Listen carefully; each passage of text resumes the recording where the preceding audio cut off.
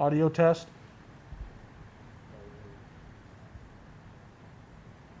Audio test. Audio test.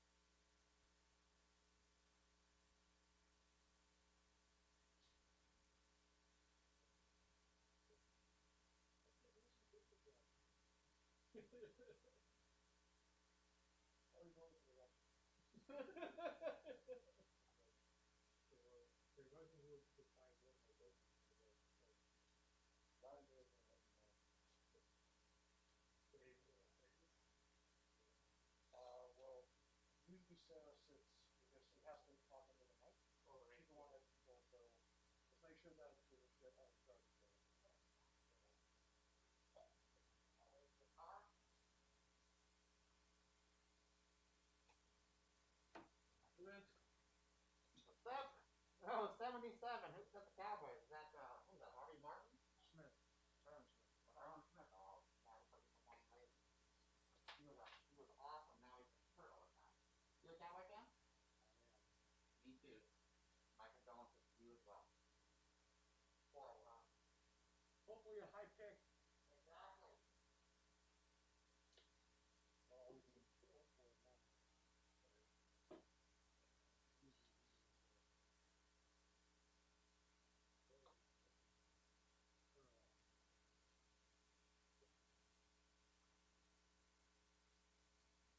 This is just something I do.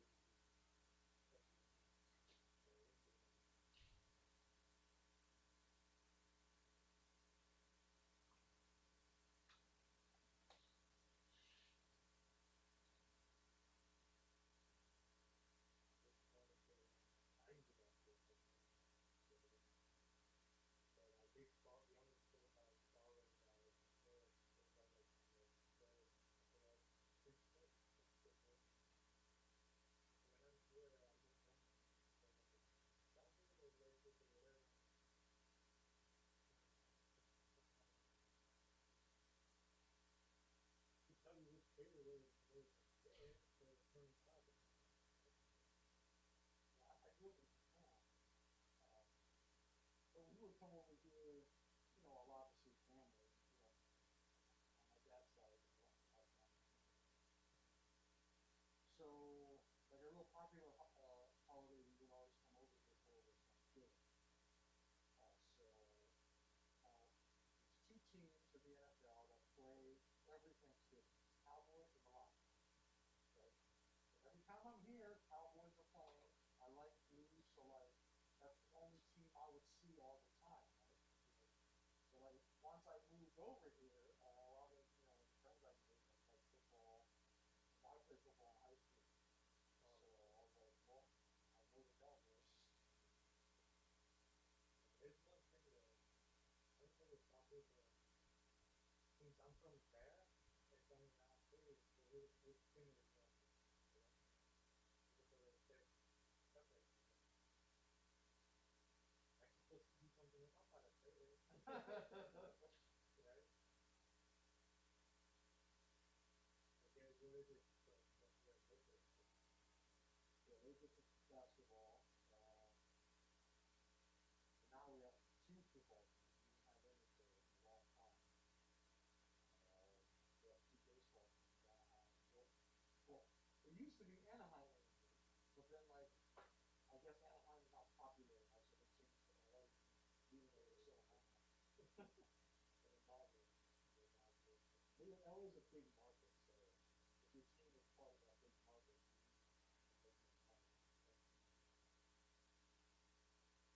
One thing I found funny is that I've never seen the name Bruce Boyd. Ever. I think the picture that he takes it. That's right. Like, you mean like American football or? American football, yeah. College soccer, everyone. But then I see him watching Dodgers play and he keeps cheering up and all that. I'm like, where's that kid from? Like long time ago, like in high school, I was a big Shaq fan. So he was first, you know, with Magic, Orlando Magic. So when he was there, I was a Magic fan. But then he moved to the Lakers, so I continue to like Shaq, but baseball, I didn't know. Baseball's huge in Japan. And when I was a kid, Japan started their J League, which is the soccer league. But actually, that was really cool to watch. Baseball always been huge. The radio, basketball, it's the radio sports today. Who's the problem with radio sports today?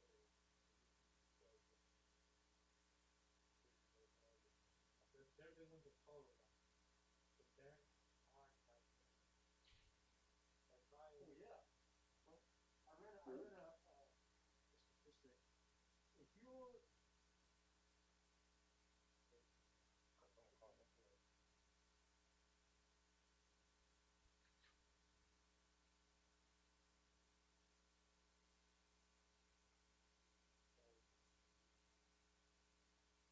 if it's YouTube, it's on the other side. It's on the there's gonna be a lot of people calling it about actually moving. It's just how it's done. If there's no number, then we speak. The public will be here, but right now they can't call until we have started. So it's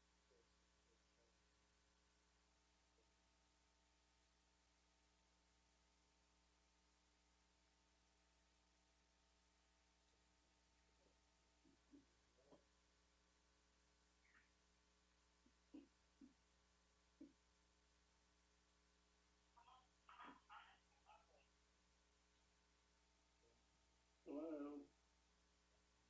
Hello? Hi, this is Will Smolin with Alliance regarding 888 North Main. Hello. not everyone has joined yet. The meeting is still, in the beginning phase, but we hear you, and we're waiting for everyone else to connect.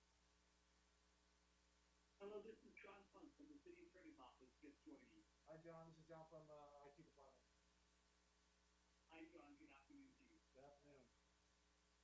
So, John, I am participating remotely as counsel to the commission in substitution for my colleague Lisa. The information I got also had the link to view the meeting on YouTube, but I don't think that would be necessary along with my phone too, right? The YouTube stream is just to, allow the public to view the meeting if they want to. I'm on the call right now. But, if you're connected to the Zoom call, then, you'll hear everything that's going on, so, you'll be fine. Okay. This is a YouTube, not a Zoom. Yeah, I think you said Zoom, and I didn't get any Zoom information. Hi John, this is Sarah Bernal. The phone number that you got, that's a Zoom, it's through the Zoom app, or the Zoom platform, I should say. Oh, okay, because I have the Zoom app. I just want to join in the way to discuss for you, or if you want. Oh, yeah, it's up to you. If you have the Zoom app, you can also just open up the Zoom app, put in the Okay. meeting ID, and then that's in the email. My meeting ID, your participant ID, which is in the email, and then just make sure you turn off your video, because then we'll see you on the screen, and everyone is just going to see an audience. Okay, so let me, okay, I see the meeting ID is here. So let me join a, what is the meeting? Oh, my meeting ID you've given me is, you mean the webinar, right? Yes, webinar ID, and then you will have a participant ID, which is unique to you. And you can, I believe when you join via the, by the app, it'll ask you for your, participant ID. Okay, so I'm gonna select the computer audio Yes. and present. Okay, Do you have speakers, John? yes, it looks like when I just touched it, so. Okay, we're It looks good. like I'm, Yeah, you can join all right, that way. thank you for the additional, thank you for the additional instructions. No problem. Awesome. Hi, Sarah. Hi, Sarah, Alberta. this is Alberta. Hi. Okay, I'm calling in, and then I'm on YouTube, but where do I go from here? So what do you see on YouTube? Okay, I see City of Santa Ana, education for people on bicycles. I see the public library. Did you I click? don't, oh, there it is, historical resource. Okay, live. Do I click on this now? Yes, you can click on that. Okay, there it is. Okay. And then, we're still waiting for a few others. I'm gonna go through the list to see who's on the line. We have about 5 minutes, so please hang tight. I'll check back in just a couple minutes. Okay, no problem. All right, thank you so much. Thank you.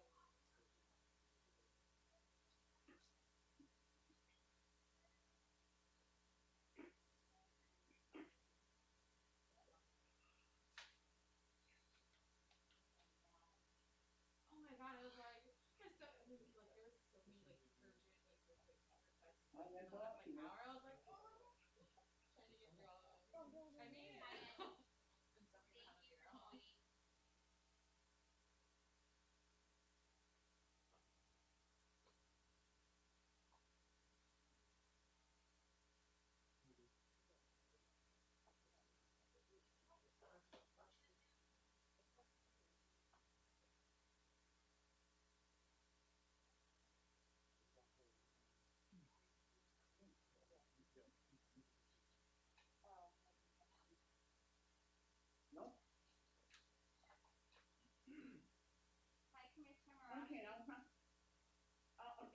resend it again, something must have happened, okay?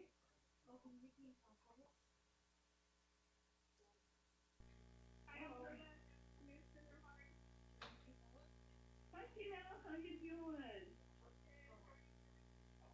Fine, thank you. Isn't it crazy? I thought for sure we'd be able to meet in person soon. I still picture everybody where we usually are. Oh my God. Hey, Alberta, Bill Schaefer here. Mr. Schaefer, how are you? Oh. Good, how are you? Boy, houses in your area are selling like hotcakes, aren't they? Oh my goodness, I'm so lucky in a week on the market with multiple offers and so well. So are you the Baron of Floral Park? There's a few of us that are working that area, so yeah, a lot of other people get their fair share too. Oh my goodness. Yeah, it's so, but it is great to let, they said it's now's the time to buy, homes and everything. But anyway, that's so great, to see life coming in and people walking and looking at homes, to get clean life. 2020 is, we're coming out of the dark ages now in 2020, you know? Oh, well. Are we supposed to be seeing it yet? Because I'm on the YouTube and not there. I got Yeah, somebody. there's a banner that says City of San Diego Historic Resource Commission meeting. Yeah, I'm on that, but it's just a banner, there's no picture, do you have a picture here? No. It just says, that's it. Who is that talking? I can hear talking, can you?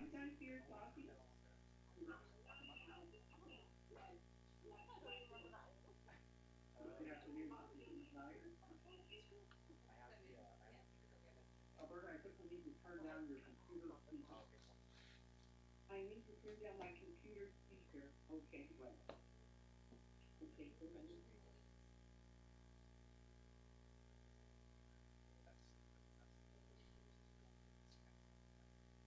How's that? Is that okay? Yeah, you shouldn't hear anything on the computer. Okay, that's good.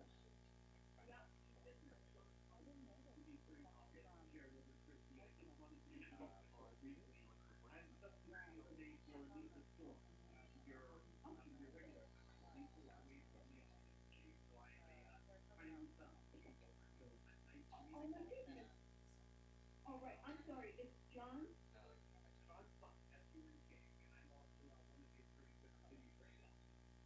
Okay, welcome.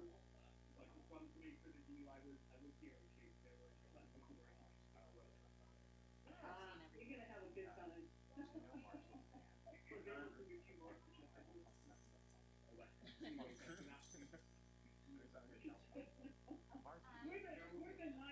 We're the nice committee.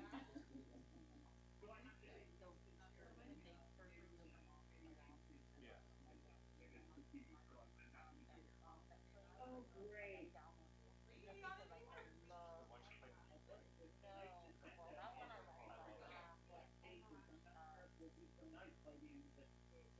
Oh, well.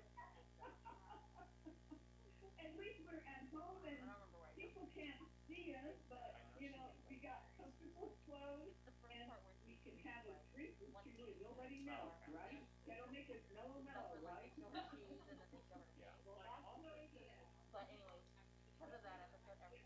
We'll never know. Chair Christie, I'm just gonna go through, we have a couple unidentified callers in our panel, so I'm just gonna call the, last four numbers of the phone number, and if this is your number, please identify yourself. So caller with the last four numbers of 5925, please identify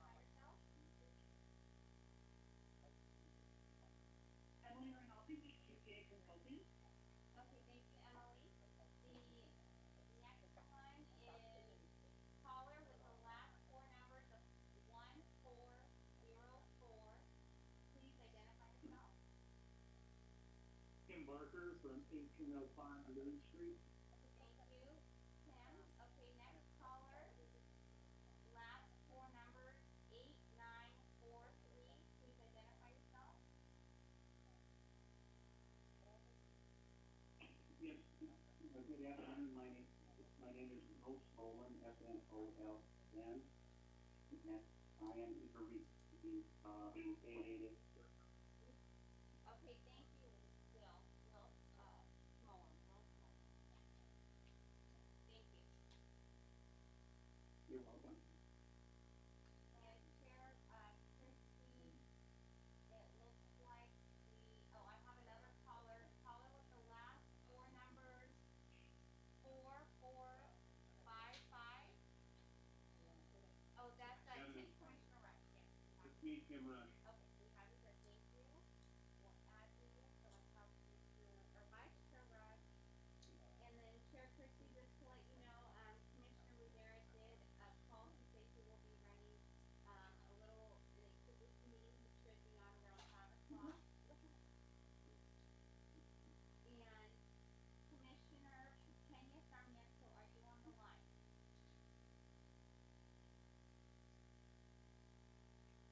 Okay, she did confirm her attendance, so I do know she'll be here, she's just not in yet.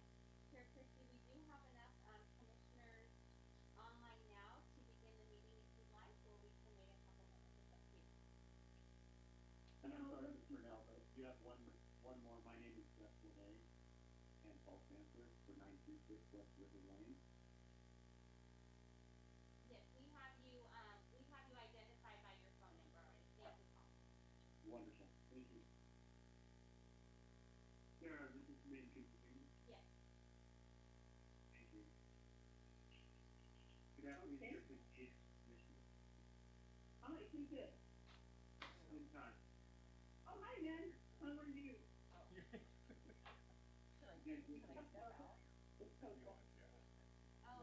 Okay. Okay, all right, okay, can you hear me now? Okay, Sarah, go ahead, let's start the meeting. okay, meeting is now being recorded.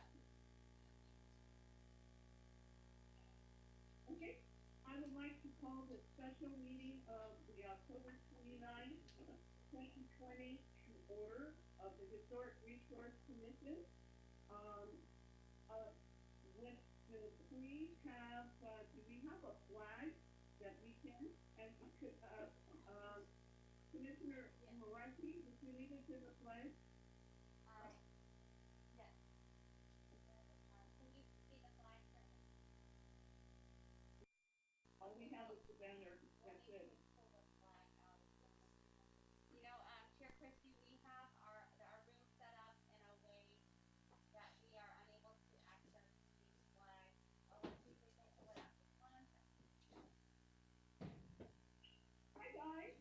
Good to see you.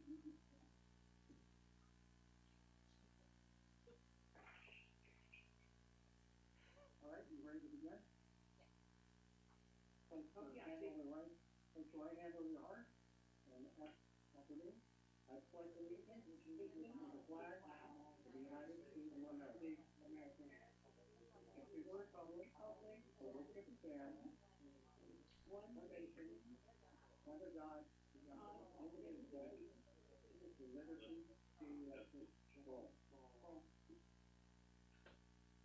Thank you so much.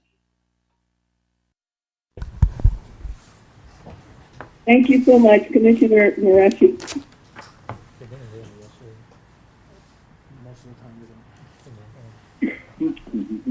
Okay, will the secretary please call the roll? Yes. Chair Christie. Here. Commissioner Hardy. Present. Commissioner Hitterdale. Here. Commissioner Marashi. Here. Commissioner Pena Sarmiento. Here. Commissioner Rivera.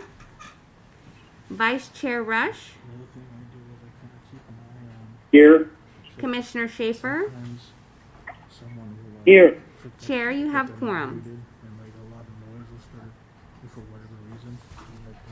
So we have 7, and Commissioner Rivera is going to call in later, so we'll come back to excuse absences, okay? Yes.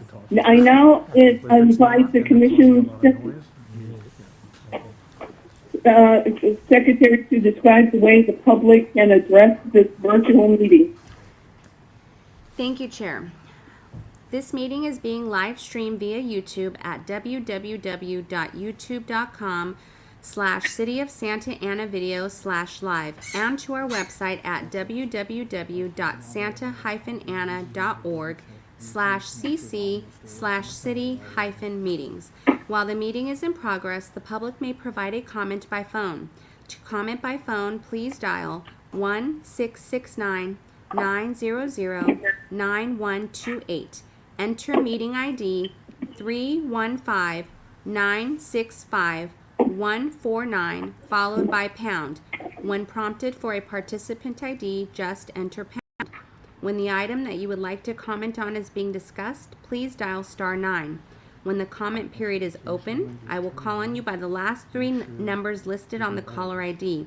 When you are called on, please state your name, your position on the matter, and your comment. You will have 3 minutes. I will alert you when your time is up. Thank you, Chair. Thank you so much, Secretary Sarah Bernal.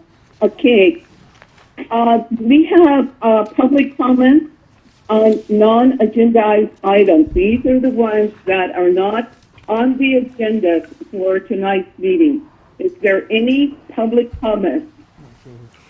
If there's anyone that would like to make a comment on a non-agenda item, please dial *9 now. We do not have any callers, Chair. Okay, thank you so much. I appreciate that. Before we get started, I just have, this is to staff. We have on tonight for our meeting, we have to have pretty close to almost 350 pages for us on the commission to review. And we got this very late. I know that probably some things might have happened, but we looked at, especially over the weekend, if we can get the whole package, because I don't think anyone has a printer in their homes that can print out all those pages from the computer.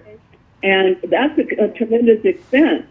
But we do need, what I'm saying is that we do need this agenda package at least on the Friday before the meeting, because once again, we as commissioners read through each of those pages, each of those recommendations, and we go out and view these properties that are coming before us. So going forward, I'm asking staff to please, can you get us these packages in a more timely fashion? Okay? Thank you. Understood. Thank you, Chair. Okay, thanks a lot. Okay, moving on to the consent calendar. First, well, I'm going to take the consent items separately. So the first one is the minutes of the special meeting that was held on July 30th, 2020. Do I have a motion? Commissioner Schaefer, I move approval. This is Commissioner Rush. I'll second that motion. Okay, moved by Commissioner Rush. Commissioner Schaefer. Second by Vice Chair Rush. All those in favor say aye. Aye. Aye. Oh, Chair, Aye. Aye. Chair Okay. Christie, All those opposed? I'm sorry, Chair Christie, I'm sorry to interrupt. I do need to do a roll call since this is a virtual meeting. Oh, okay. I'm sorry. Go ahead. Thank you. Chair, so for approval on the minutes, I will do a roll call now. Chair Christie, Yes. Commissioner Hardy, Yes. Commissioner Hitterdale, Yes. Commissioner Marashi, Yes. Commissioner Pena Sarmiento, Yes. Commissioner Rivera, Vice Chair Rush, Yes. Commissioner Schaefer. Yes. Motion passes with Commissioner Felix Rivera absent. Thank you so much. We're still getting used to this. Yes. Okay, thank you, everybody. Okay, now we'll skip the excused absence because we do need, we'll come back, and if Commissioner Rivera does not come to the meeting, then we'll come back to the excused absence, okay? All right, now, going forward, we have the agreement. And what I'm going to do on these, with these agreements, I'm going to read each one, and then at the end, ask for a motion. Right now, I'm going to ask if there's any commissioner that wish to pull one of these agreements from the consent calendar.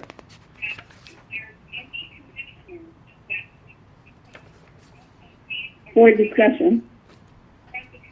I would like to pull one for discussion, and that is, this is Commissioner Marashi, and that would be the 1330 South Broadway. I'd like to discuss that one before we approve it. All right, that is item E, so that one will be pulled.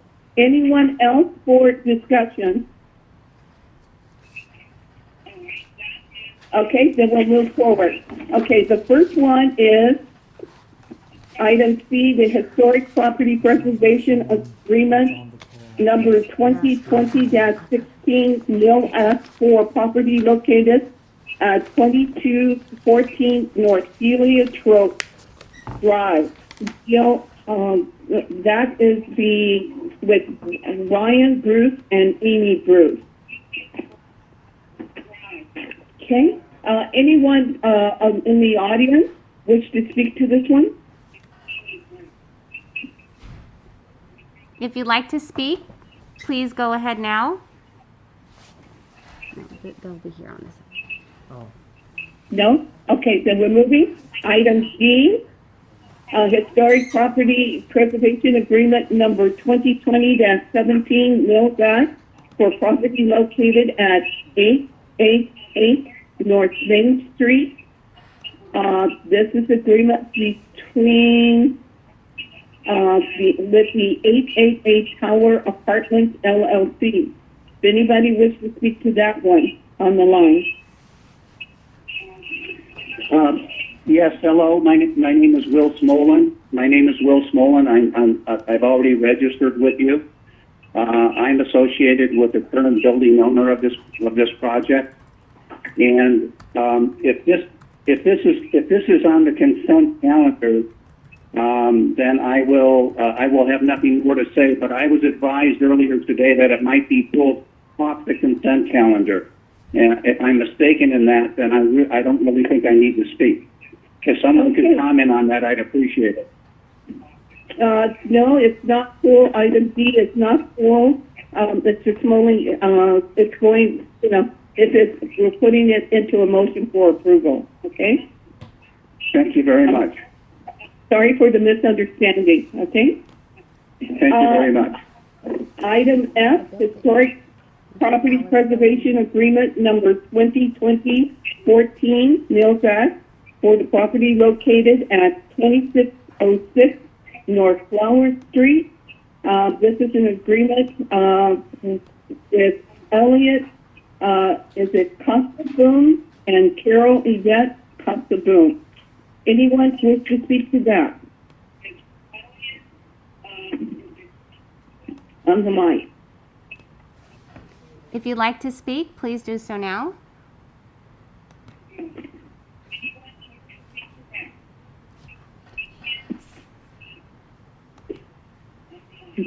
Hearing none, we'll move forward.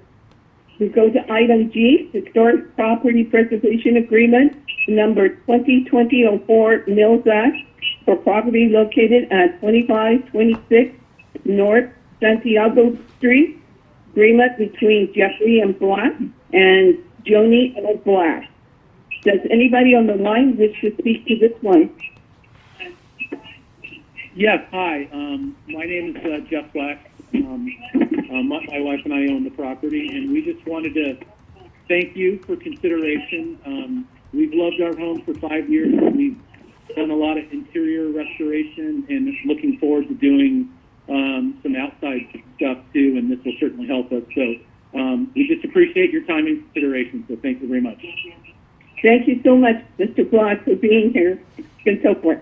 Okay, with that, is there a motion to approve the historic preservation agreement for the Mills Act for items C, D, F, and G? Yes, Commissioner Schaefer moves approval of the remaining items on the consent calendar. Okay, moved by Commissioner Schaefer. Is there a second? I'll second that, Alberta. This is Janelle Hardy. Okay, thank you. Second by Commissioner Hardy. Okay, Sarah, would you please call the roll? Yes, roll call. Chair Christie, Yes. Commissioner Hardy, Yes. Commissioner Hitterdale, Yes. Commissioner Marashi, Yes. Commissioner Pena Sarmiento, Yes. Commissioner Rivera, Vice Chair Rush, Yes. Commissioner Schaefer. Yes. Motion passes with Commissioner Felix Rivera absent. All right, then everybody, let's just clap as loud as you can. Yes. Come on, give my hand. Woo! Thank you, thank you, thank you, Thank you, thank you, thank you. Thank you, thank you. Okay.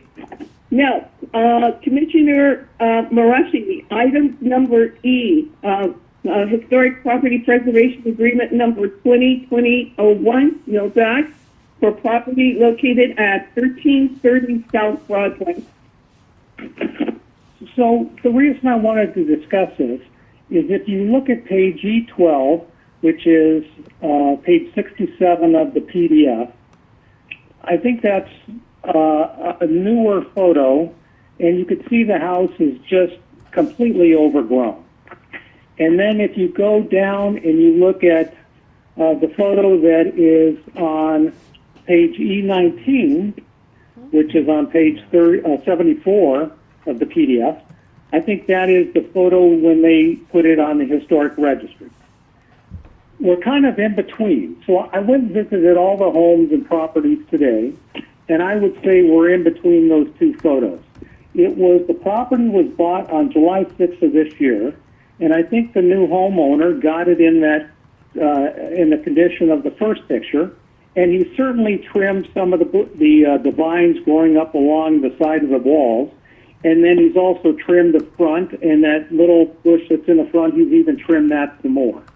So I think he's in the process of cleaning up the home and maybe even getting it back to where it is, because when I looked at even the color of the home is darker, like in that first picture, and then I saw a little splash of yellow on the edge that looks like the same color as the earlier when it was put on the historic registry.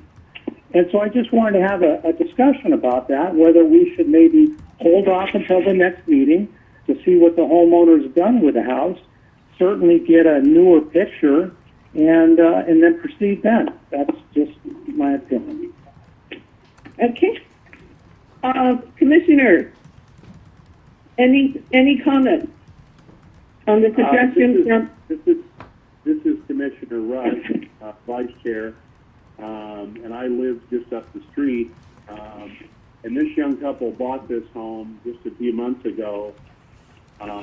Some of you may recall that Mark LaFont was the long time owner of this property, going back to the late 70s. And he and his partner sold the home and moved up to Floral Park. It is a lovely home. known as the Wall Cottage.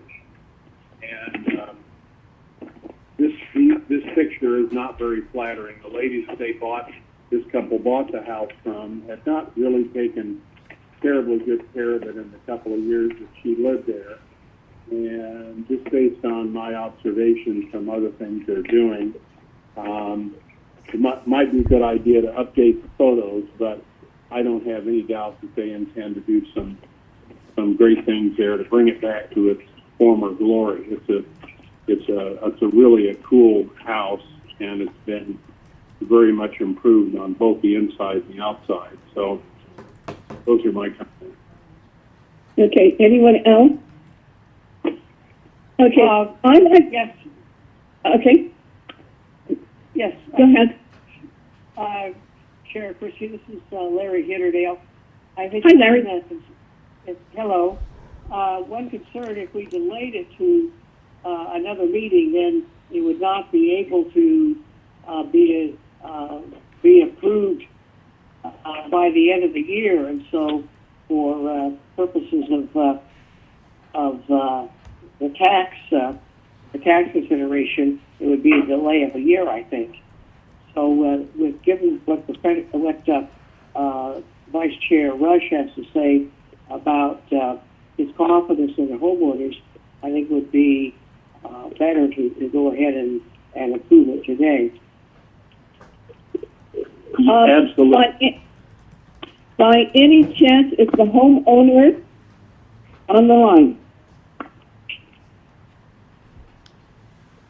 If the homeowner is on the line, please speak now.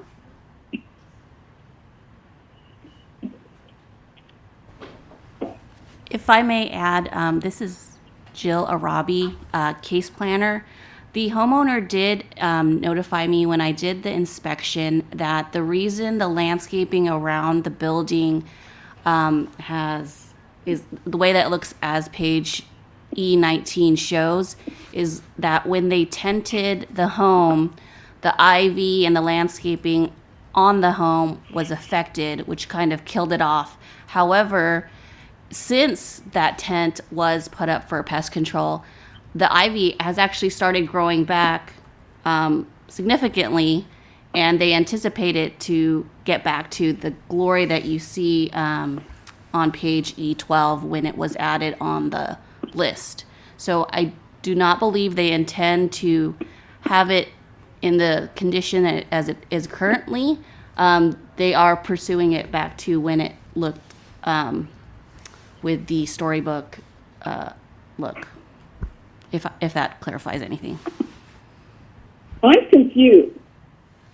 Which one actually looks like what it is today? Is that E19 or is that E12?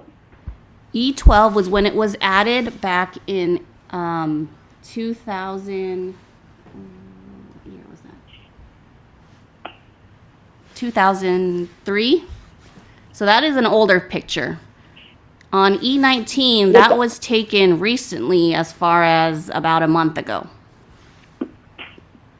So E19 that shows the yellow house is as of a month ago. Is that correct?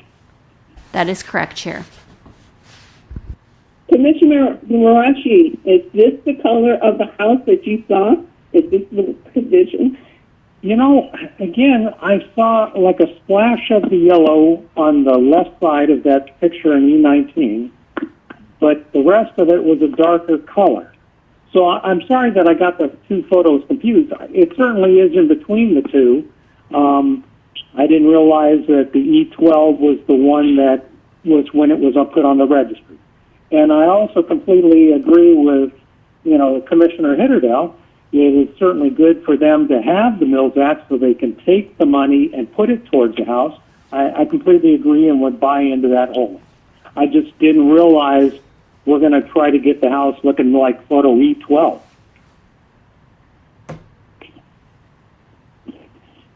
Well, I hope it doesn't look like E12. If I'm looking at E12, it's got shrubbery all over the place, that's not there. Chair Christie, this is Vice Chair Rush. This home, if you've never been there, is a home that, aside from being a Tudor cottage, Mark and Jeff planted, I mean, the house is overflowing with vegetation, both in the front yard, the middle yard, and the rear yard. And the previous owner did not unfortunately appreciate all of that vegetation. And let me tell you, it's no small task to stay on top of that. And so the tending of the house, absolutely, that gas had a very detrimental effect upon all of this vegetation that surrounds the house in the front, middle, and rear yard. And so I think we just have to be a little bit generous in our expectation that these people do intend. Seem like a nice young couple. They've got 3 little children, and they're a delightful family. They moved here from Tustin.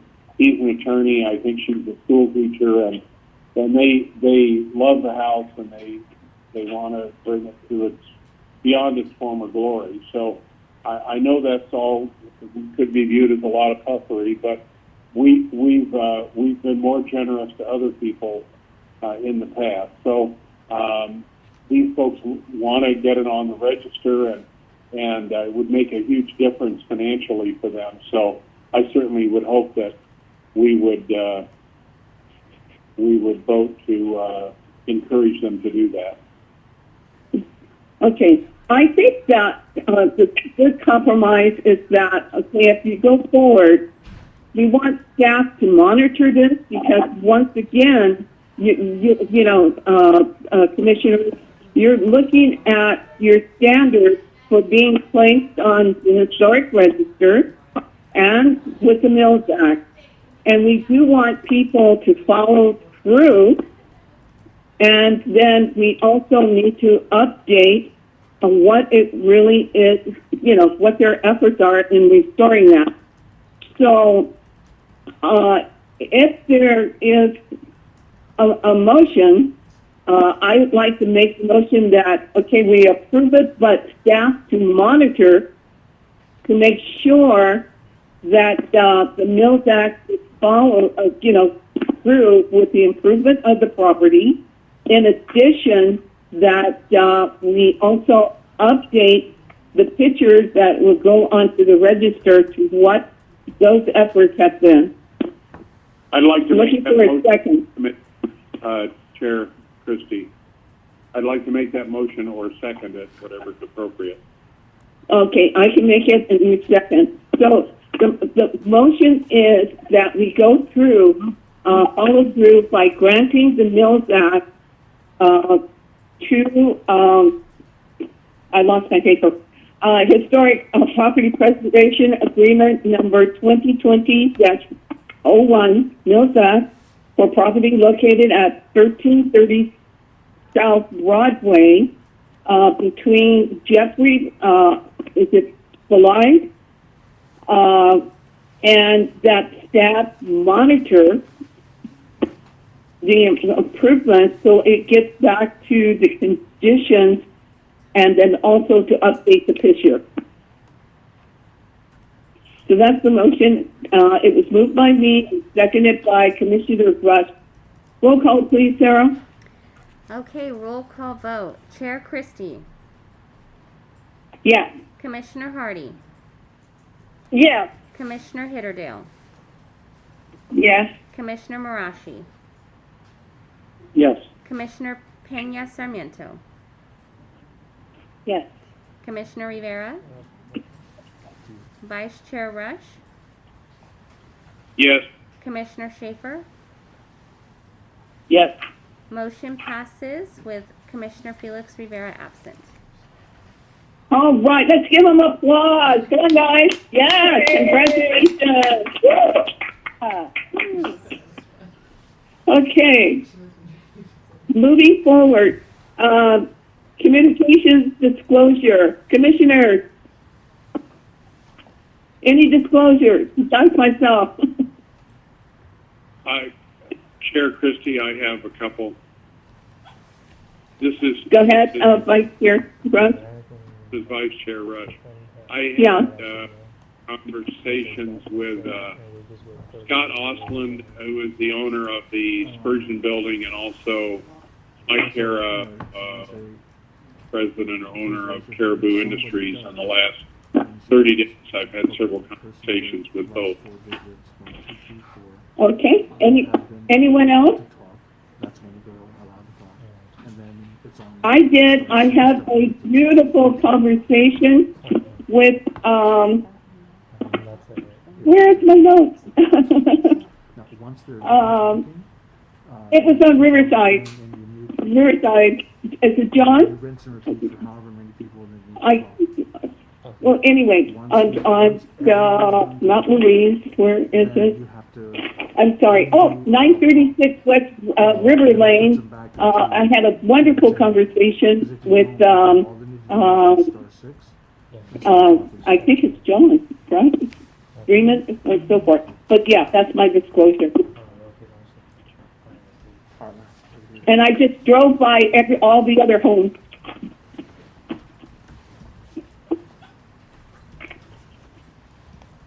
Okay, anyone else?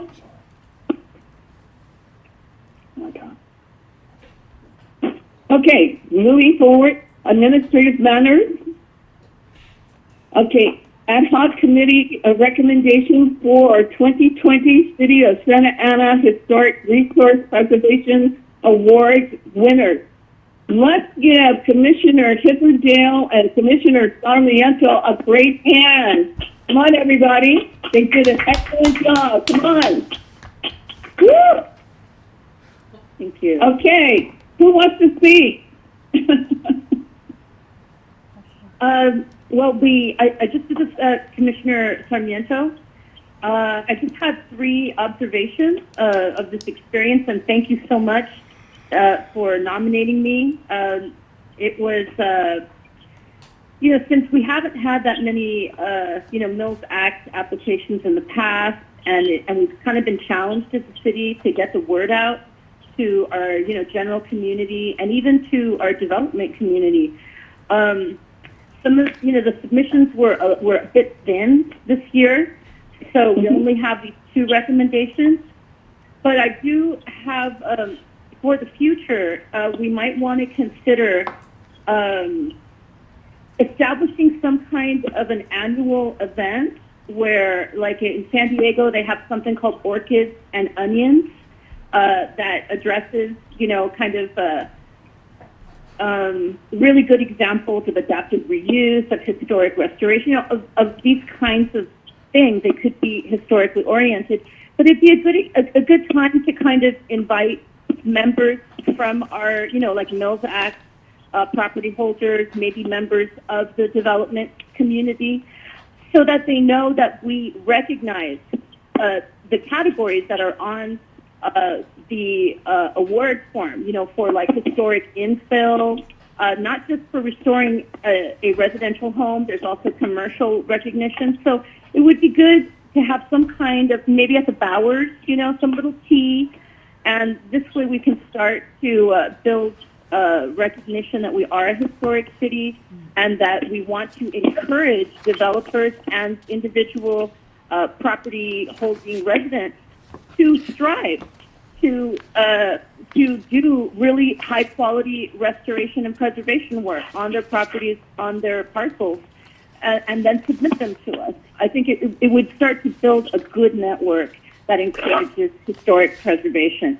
So I would just recommend that for the future, establishing something like that, and that would really dovetail nicely with our outreach efforts to promote this award.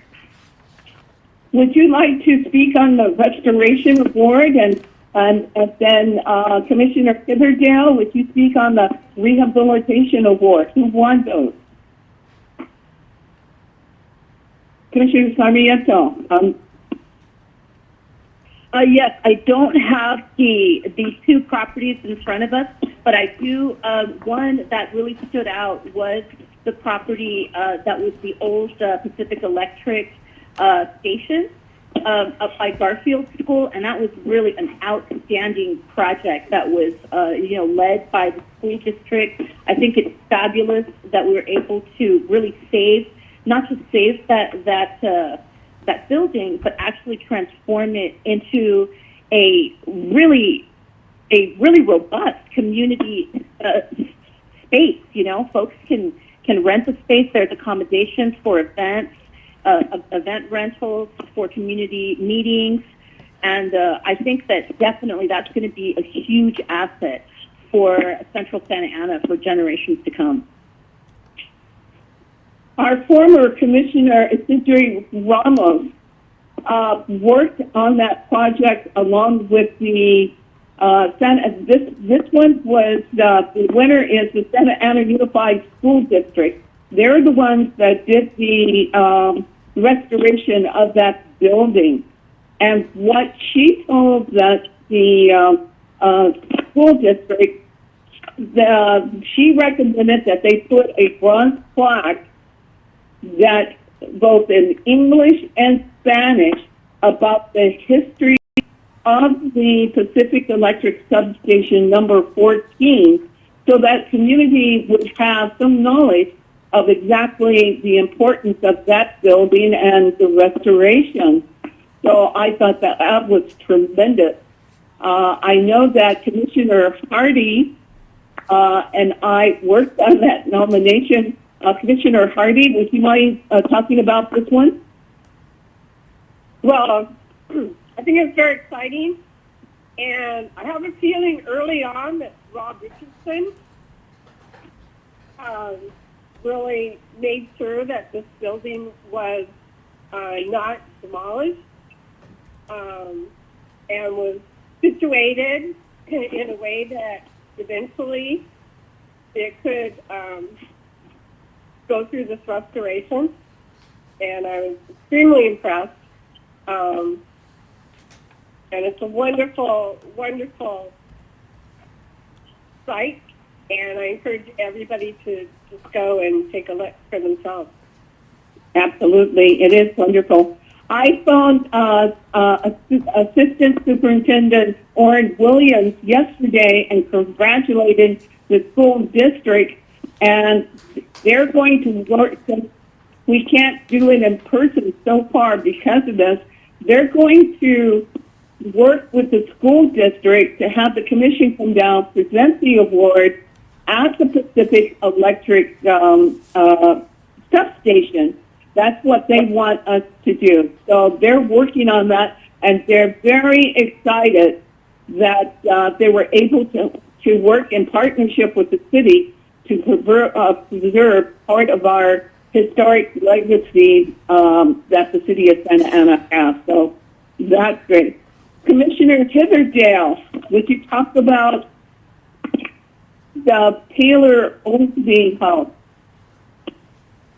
Well, I think we're familiar with this. I believe the owner was in last meeting or the meeting before that to get the property on the Mills Act probably. And this is a tremendous project. Back in the old days, before COVID, I used to drive by here probably several times a week on my way to Main Place or City Place, and notice the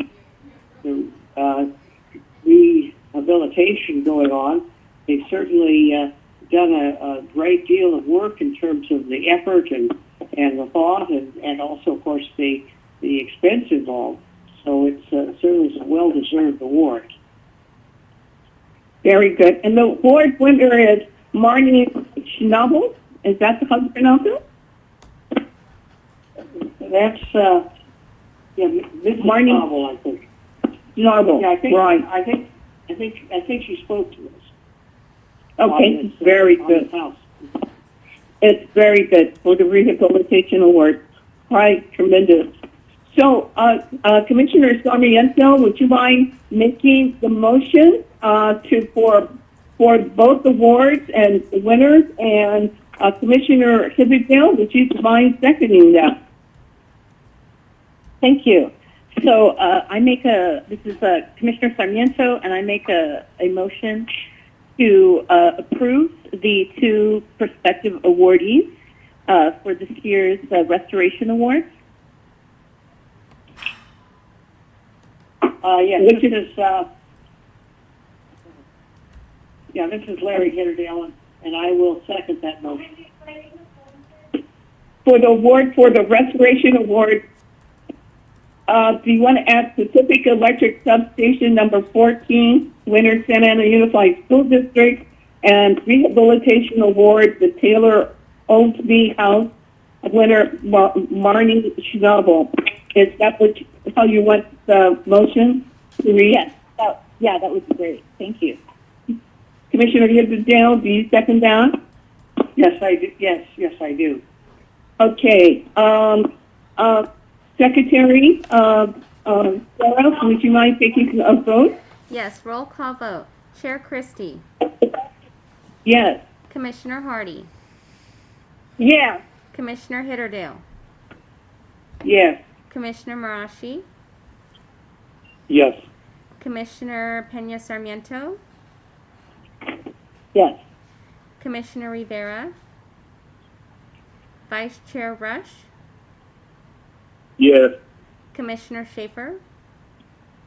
Yes. Motion passes with Commissioner Felix Rivera absent. Let's give him the award, and let's give a big thank you to Commissioner Sarmiento and Hibberdale for all their work. Congratulations, guys. Bravo, bravo. Thank you. Okay, next we will go to the bylaws amendment. Okay, Executive Director Min, is that you? Thank you, Chairwoman Christie. I will have Jill Robbie provide a brief report on this. This is a follow-on action that is a part of the discussion on some of the changes that were desired by the Commission and report the recommendation to Council. Unrelated, well related, but separate from this matter, I just want to quickly inform that we also took on October 6th of this year an amendment to allow the Commission to add on conditions to historical review and projects as conditions of approval as requested. So that's another task that has been checked off on the list.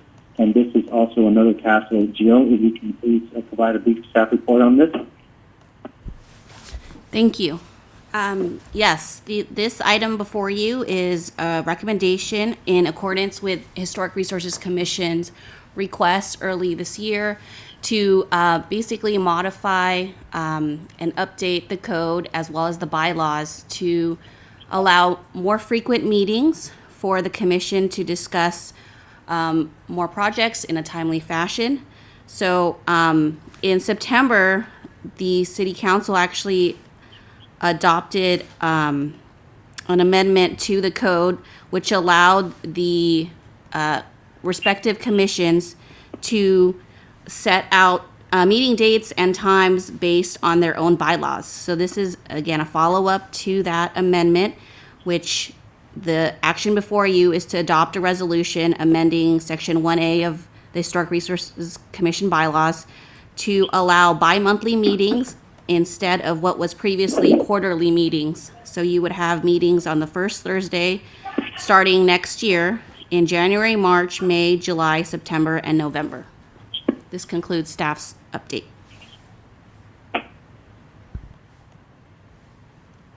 Is that the only changes in our bylaws?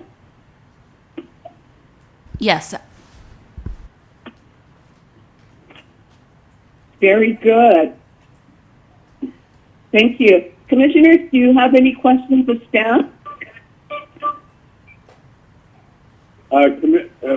Chair Christie, this is Tim Rush, Vice Chair Rush. I have a question.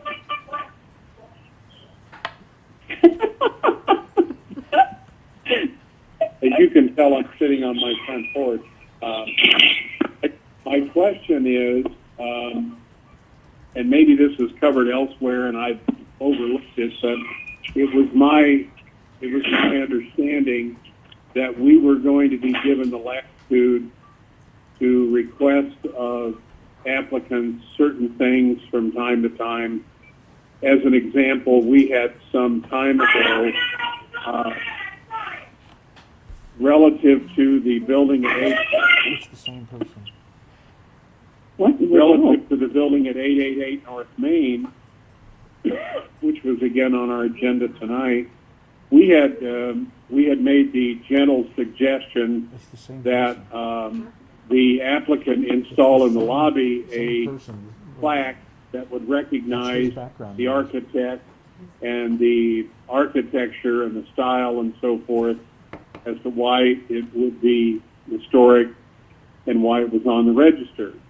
And the applicant agreed to do that, but we were afterwards told by the city attorney gently that, well, we really didn't have the full authority to do that. And it was my understanding that part of the changes that were going to be brought before the city council was going to be to allow us to make those kinds of requests or demands of applicants. Did I miss something somewhere? Commissioner Rush, this is Min Tai. So that particular action has been completed. We brought it to the City Council on October 6th as a code amendment to Chapter 30, and we approved it, and then the second reading was completed this past October 20th. So that was what I reported real quickly before Jill provided the staff report. So now, after 30 days from the 20th, we'll have the ability to place conditions on projects. That has been completed. Okay, very good. So would it be inappropriate for us to make that gentle request or suggestion of the applicant that is before us this evening? It won't. You can, but it won't be in effect until 30 days after the adoption of the ordinance. So I understand. yeah. Madam Chair, if I could make that suggestion, I'd like to offer that. I'm sorry. Okay. But can I barely caught because of the background, whatever going out there with some child or whatever. I did not catch the whole conversation. So, what are you requesting? If I can, that item, that discussion that you are asking for tonight on this response was not agendized. So right now we're discussing the modifications to the bylaw regarding meeting frequency. Right. So if we can please stay focused on that. I wanted to respond to the question about the code amendment which was completed, and that was completed on October 20th. 30 days from that, that will be made into law, and from that point on, the commission will have the ability to place conditions on projects. As of tonight, that has still been adopted, but it's not effective. Right, because tonight we're only doing the bylaws. That's what we're agendized to do. And the bylaws have been changed that we are now meeting bi-monthly. So Commissioner Rush will have to, we can't include that because of the fact that we're only looking at the bylaws and what the bylaws have said about the meeting. So that will have to be at a later time. So what you're asking. So we're only looking at the amendment to the section for the bylaws with regards to our meeting date. Does everybody understand? Yes. Okay. May I have, are there any more comments before we move forward? Okay. May I have, would someone entertain a motion to accept the bylaws changes? This is Commissioner Hardy, and I would like to make a motion to accept the change in the bylaws. This is I don't know if it's time to say this, but this is something that we had been looking at the time of the creation of the commission, way back when. This is exactly what we wanted to do. Right. So can I rephrase that to go with the agenda, adopt a resolution amending Section 1 A of the Historic Resource Commission bylaws. Can we rephrase it that way, Janelle? Yes, I'd like to propose to adopt the Historic Resources Commission bylaws, amend section 1A of the bylaws to read, the Historic Resources Commission shall meet bi-monthly on the first Thursday in January, March, May, July, September, and November at 4:30 at the City Council Chambers, 22 Civic Center, Plaza, Santa Ana, California, or virtually as needed. I mean, as required due to the virus. Very good, very good. Is there a second? This is Commissioner Marashi. I'd like to second that. Okay, moved by Commissioner Hardy, second by Commissioner Marashi. Secretary Sarah, would you mind calling the roll? Yes, roll call. Chair Christie. Yes. Commissioner Hardy. Yes. Commissioner Hitterdale. Yes. Commissioner Marashi. Yes. Commissioner Pena Sarmiento. Yes. Commissioner Rivera. Vice Chair Rush. Yes. Commissioner Schaefer. Yes. Motion passes with Commissioner Felix Rivera absent. Very good. Very good. Thank you guys so much. Thank you. Let's give staff a hand for that one, Wally. Yeah. Yeah. Bravo, bravo. Okay. All right.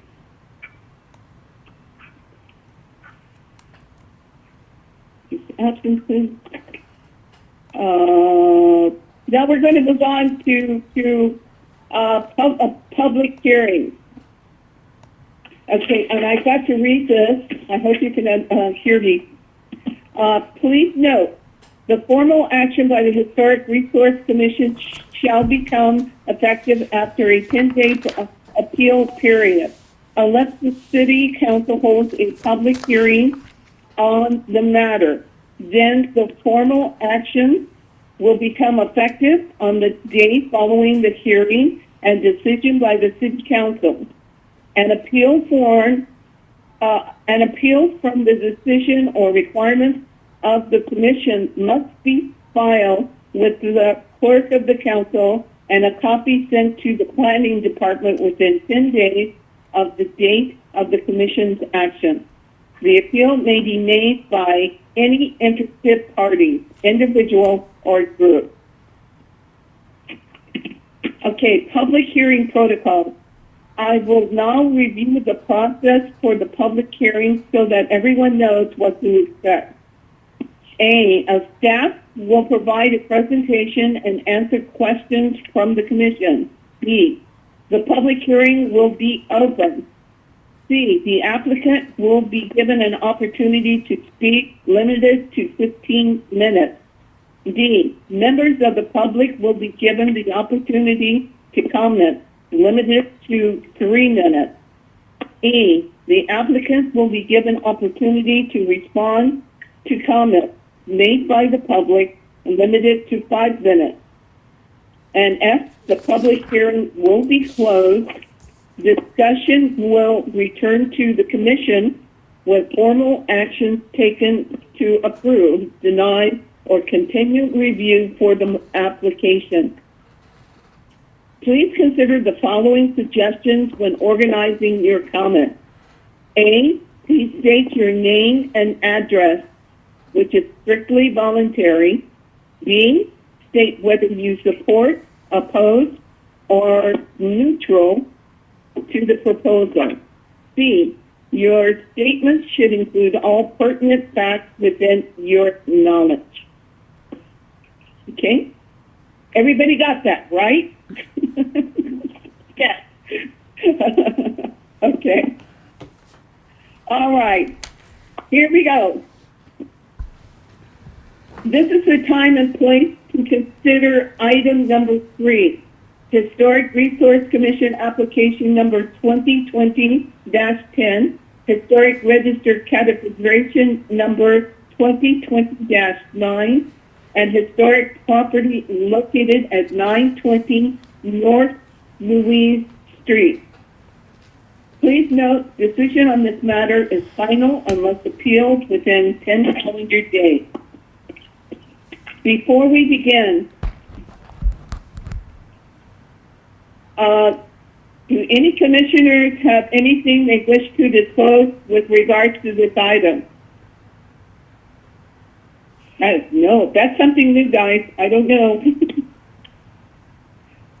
Okay, staff now will provide a brief presentation. Thank you, Madam Chair. This is Pedro. Hey, Pedro. Hello. Before discussing item number 3, I did want to remind the commission that on tonight's public hearing agenda, we do have 9 applicants that are requesting that their properties be placed on the register and that a Mills Act agreement be executed. These properties are listed on the screen. Normally, for these presentations, I would provide information regarding specific character-defining features for each property. However, considering the number of items and in the interest of time, I will keep my presentations for each property short. I also want to note that we have also revised several of the DPR forms and executive summaries, which are the write-ups that go for the properties after the agenda was posted. This was based on a peer review that we have from a historic consultant, Chattel Inc. None of these changes have affected the recommendations or the categories. They're merely cleanup items or technical items related to each architectural style or the property itself. Before you start, Pedro, would you mind just briefly explaining what the view of the property?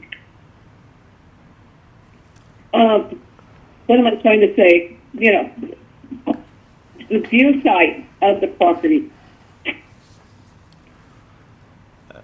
Commissioners, help me out. Yeah, Madam Chair, if you can maybe. I just went blank on that term. The view corridor? Thank you. Thank you.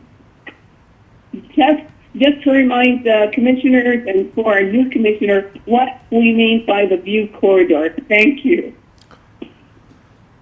Sure. I don't know still exactly what you mean, but let me try to explain. I think based on previous examples that have come up on other meetings, I think what you're referring to is kind of the ability to see the primary elevation, which is kind of the prominent significance of any historic home. Primary elevations, anything that can be seen from the public right-of-way. In the past, we've had properties that had either shrubbery, vegetation, trees, or anything like that that would prohibit views of the primary elevations. So the commission has requested that the applicants either maintain the vegetation to be either lower profile so the elevations can be seen. Is that maybe what you're referring to, Madam Chair? Right. And how the property is viewed from the street. If we can see the house, the roofs and everything else from the street or the sidewalk or whatever. Yeah. Did you need any other information? Without obstruction. Madam Chair, did you need any other information besides what was provided? No, that's it. That was good. Thank you. All right, go ahead. You can start now, but I just wanted to bring... Okay, this is Commissioner Marashi. I just want to bring up something real quick. When I'm looking at the YouTube video, I just see the splash screen. Are you going to show the presentation on here? Because currently I don't see even the introduction slide to this property. Commissioner Marashi, can you try refreshing your YouTube page, please? Sure. Okay. Because just a minute ago, I saw a bunch of people sitting at a table. Oh, you had probably not. They were like getting ready to do the Pledge of Allegiance. Okay, there it is. Got it. Thank you so much. Perfect, thank you. Okay, so before discussion on item 3, I did want to remind the commission it's been a while since we've actually had any properties be requested to be placed on the list, and since the fees did go down, we have 9 applications, and more to come, I'm sure. But I want to provide a breakdown of each categorization that we'll be seeing on tonight's agenda. The first, as seen on the screen, is the contributive category, which any building, structure, object, or site contributes to the overall character and history of a neighborhood or district, and is a good example of a period architecture. So any property that kind of exhibits these qualities would be considered as a contributive property. Moving on to the second category, the key category. This is any building, structure, object, or site that has a distinctive architectural style and quality, or is characteristic of a significant period in the history of the city, or the building is associated with a significant person or event in the city.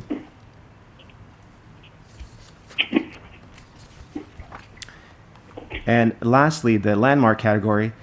This is any building, structure, object, or site on the National Register, or that appears to be eligible to be placed on the register, is on the state register, or appears to be eligible to be placed on the register, has a historical/cultural significance to the city, or has a unique architectural significance.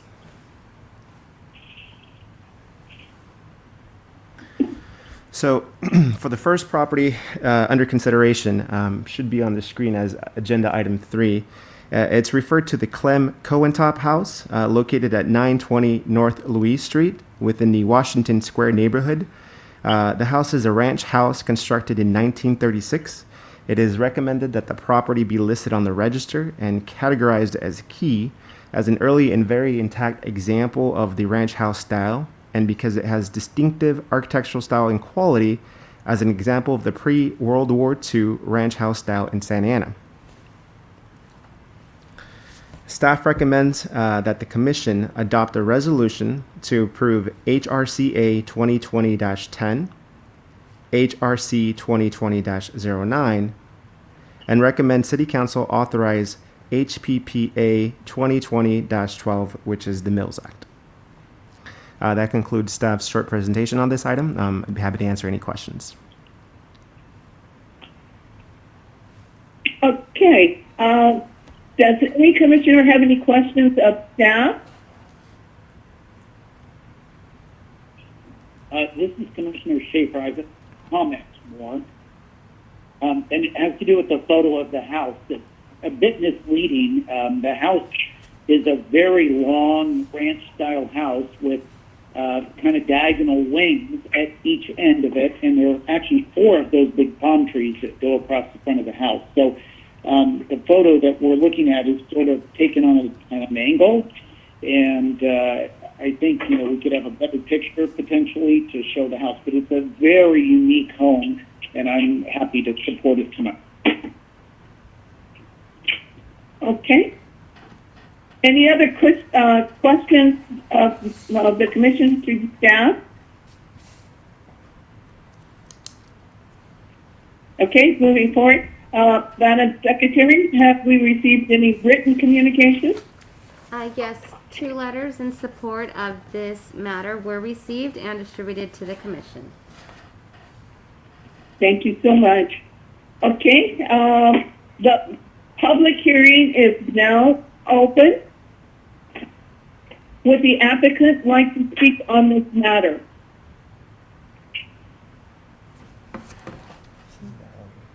Hello? Yes, Chair Christie, I don't believe the applicant is joining us tonight. All right, thank you.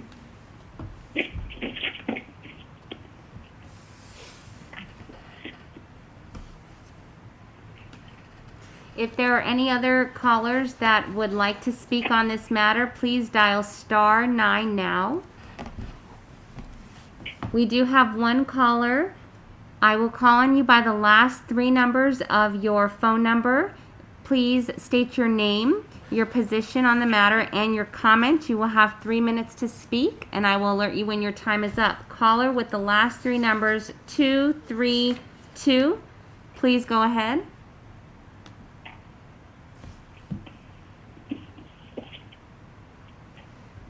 Caller with the last 3 numbers 232, please dial *6 to unmute yourself and go ahead.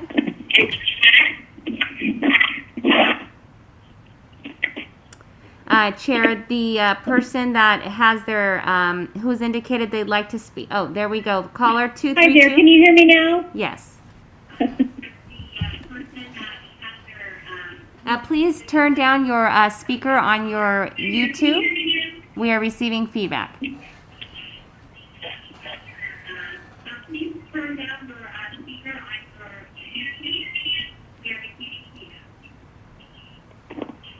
Okay. How's that? Better, thank you. Please go ahead with your Hi comment. there, can you hear me? Yes. This is Valerie Bolter. I'm the owner of the home, and I just wanted to say thank you very much for taking the opportunity to look at this home.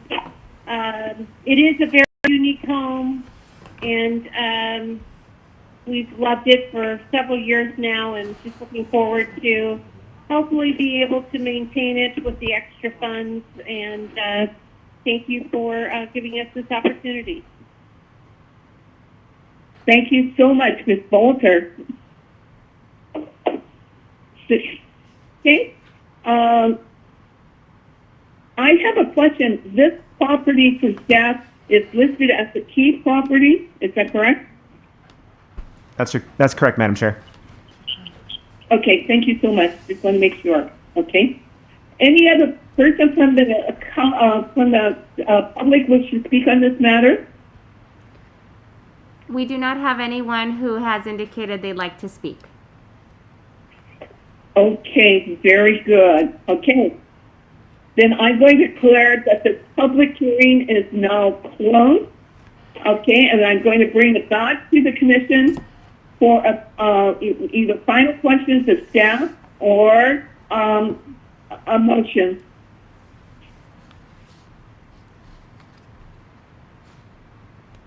Any questions? Okay, is there a motion? Chair Christie, this is Tim Rush, Vice Chair. I would like to make a motion to approve these applicants in Moss. Vice Chair Rush, could you read the whole application numbers and everything else according to the agenda? I don't have it in front of me because I can't figure out a way to pull it up because there's 9,000 pages.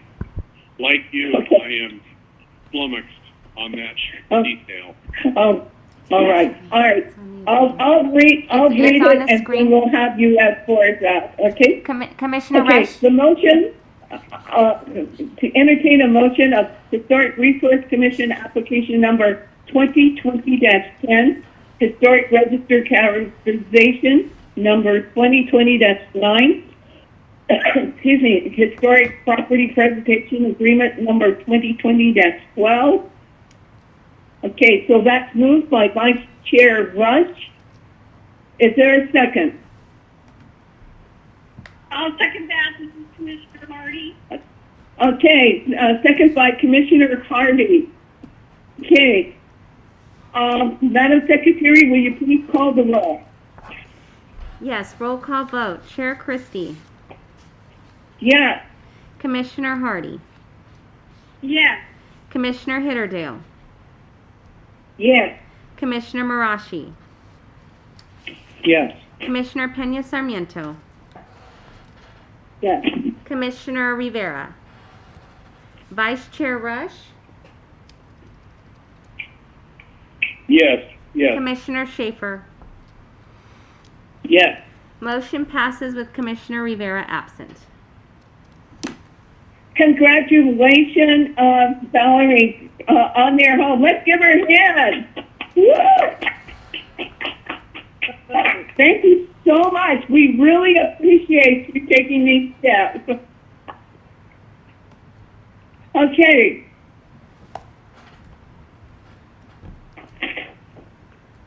All right.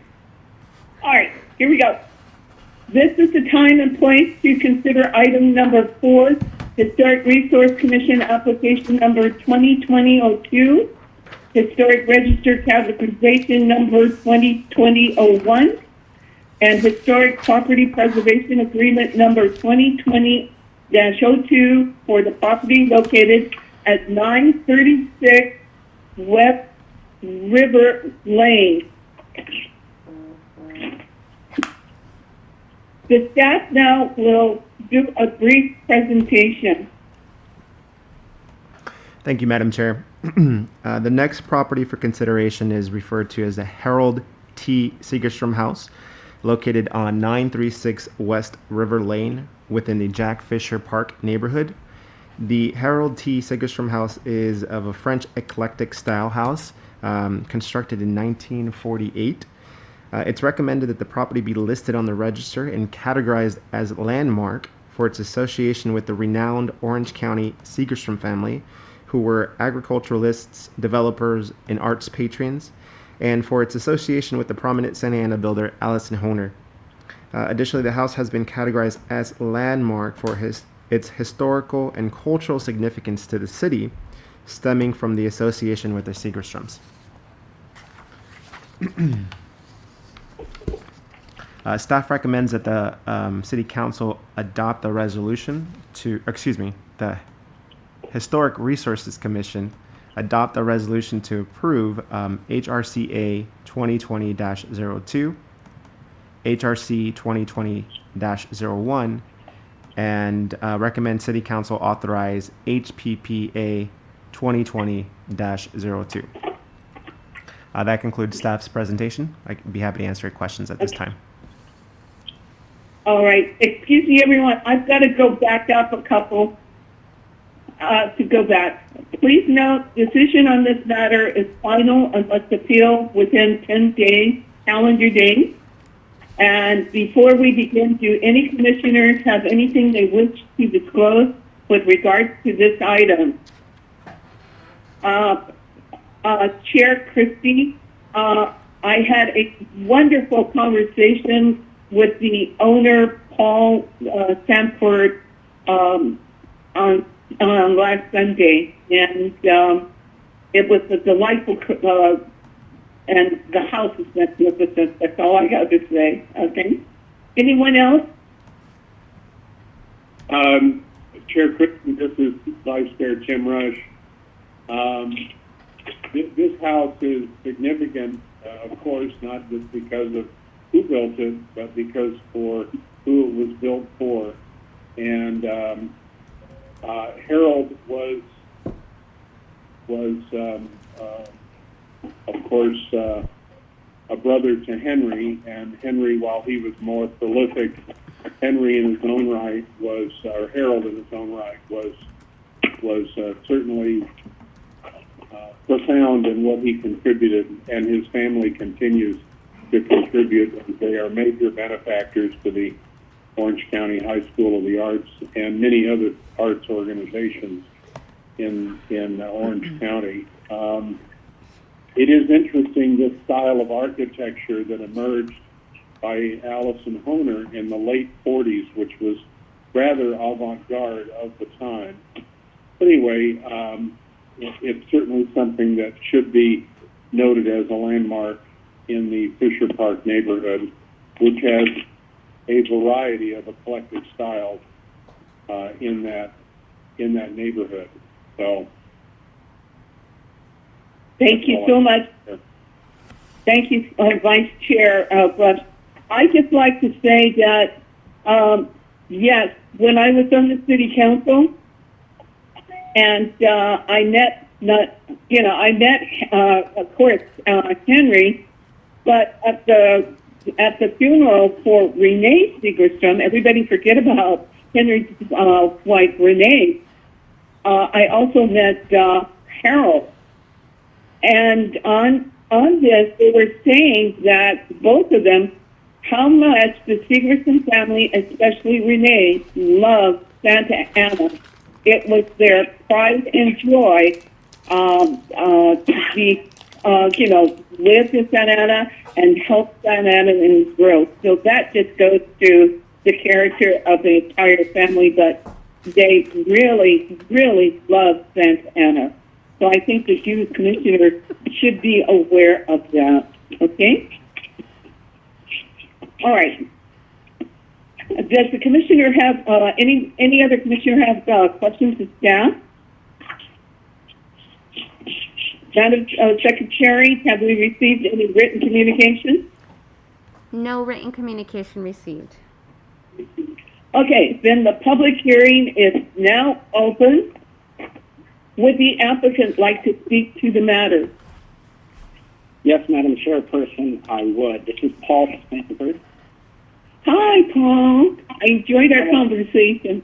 I'm doing fine. I appreciate your commitment in coming by and looking at all of these homes, and really enjoyed understanding a little bit more about the Historical Commission, and if I may thank all of the commissioners involved tonight. I just want to say we feel very privileged to have spent about a year renovating this house. We've been residents of Floral Park off and on for about 17 years and had a couple of notable properties. And some of the commissioners that are present tonight are ones that taught us about the unique value of Santa Ana and rich history.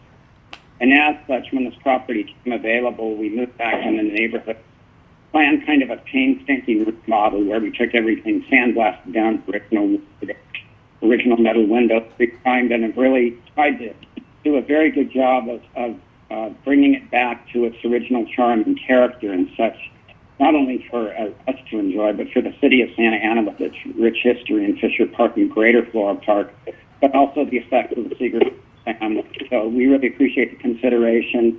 It's an amazing home. We've had people in the home that have talked about the quality, and I think we'll be able to keep it up for a long time to come. So thank you very much for your consideration.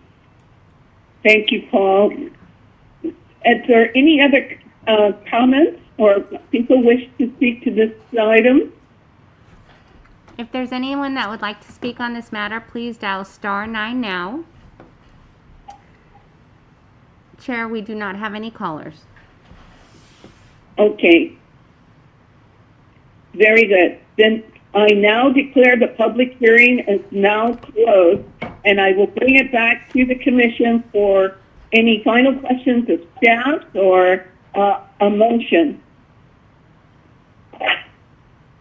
This is Commissioner Schaefer, and I would like to make a motion that we approve the Historic Resource Commission application number 2020-02 and the historic categorization of the same number, and 2020-01, and Historic Property Preservation Agreement 2020-02 for the property located at 936 West River Lane, the Sagerston House, owned by Paul and Jeff, who have done an amazing job of loving that home and preserving it for the future.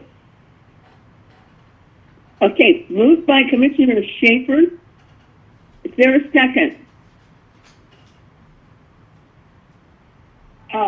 Madam Chair, this is Larry Hitterdale. I would second. Thank you, Larry. Okay. Madam Secretary, please call the roll. Okay, roll call. Chair Christie. Yes. Commissioner Hardy. Yes. Commissioner Hitterdale. Yes. Commissioner Marashi. Yes. Commissioner Pena Sarmiento. Yes. Commissioner Rivera. Vice Chair Rush. Yes. Commissioner Schaefer. Yes.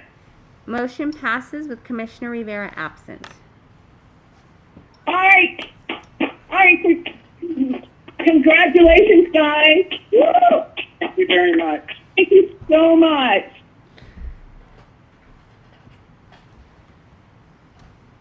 Okay. Moving right along. Okay, this is the time and place to consider item number 5, Historic Resource Commission application number 2020-03, Historic Register categorization number 2020-02, and Historic Property Preservation Agreement number 2020-03 for the property located at 2352 North Riverside Drive. Please note, decision on this matter is final unless appealed within 10 calendar days. Before we begin, do any commissioners have anything they wish to disclose with regards to this item?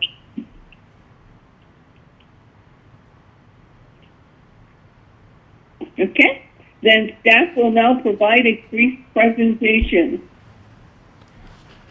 Thank you, Madam Chair. Item number 5 is up for consideration and is referred to as the Barnhill McDowell House. It's located on 2352 North Riverside Drive within the Floral Park neighborhood. The Barnhill McDowell House is a Spanish colonial revival style house constructed in 1925. It's recommended that the property be listed on the register and categorized as contributive for its embodiment of the distinguishing characteristics of the Spanish colonial revival style. In particular, the flat-roofed, one-story, symmetrical bungalow variant of the style. Additionally, the house has been categorized as contributive because it contributes to the overall character and history of the Floral Park neighborhood and is a good example of a period architecture representing Spanish colonial revival style in Santa Ana, featuring highly distinctive porch piers that are the focal point of the facade design. Staff recommends that the HRC adopt a resolution to approve HRCA 2020-03, HRC 2020-02, and recommend City Council authorize HPPA 2020-03. That concludes staff's presentation. Thank you. Okay. Does the commission have any questions of staff?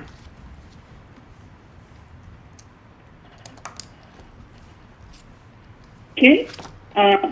Madam Secretary, do we have we received any written communication? No written communication has been received. Thank you so much. Okay, I now declare the public hearing is now open. Would the applicant like to speak on the matter? That would be Kevin A. or Lauren Marshall.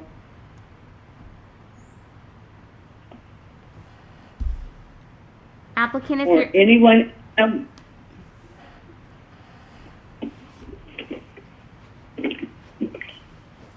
I don't believe Madam the Secretary. application. I don't believe the applicant is online, Chair. Anyone wish to speak to this on the line? If anyone would like to speak on this matter, please. Oh, I'm sorry. We do see Kevin Marshall. Kevin, if you would like to speak, please go ahead now.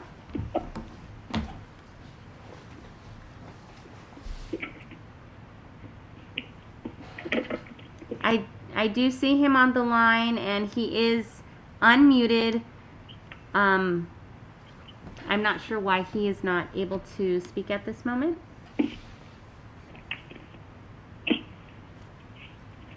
We'll give him a minute. Okay.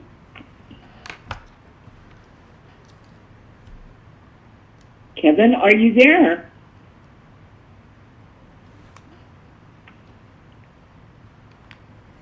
Oh, he has muted himself, and now he has unmuted himself. Kevin, are you able to comment at this time?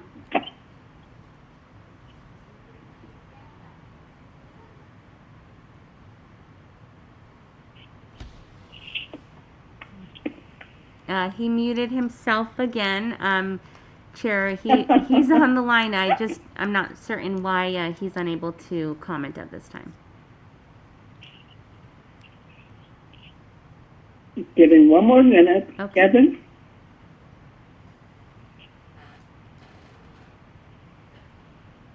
Kevin? Let's go to, I see someone on the other side. Okay, I have someone who's raised their hand as someone that's calling in with the last four numbers of 4153. Please state your name and your comment. Please dial *6 to unmute yourself. Caller with the last three numbers 4153. Go ahead. Can you hear me? Yes. Yes. Hi, this is Lauren Marshall, Kevin's wife. Oh, welcome, Lauren.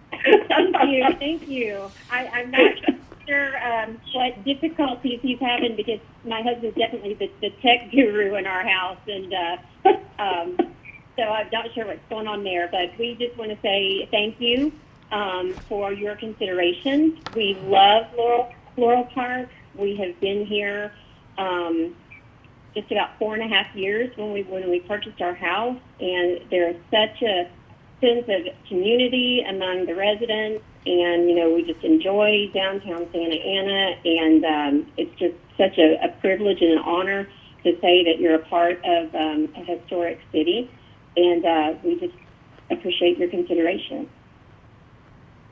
Well, thank you so much. We really appreciate you going through this effort to preserve the history of your home.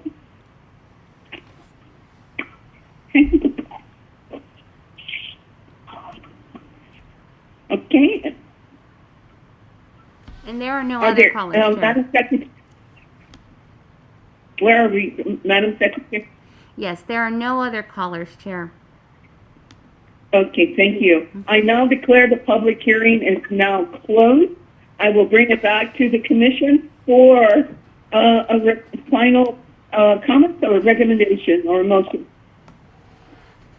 This is Commissioner Hardy. I'd like to make a motion. Thank you. Go ahead.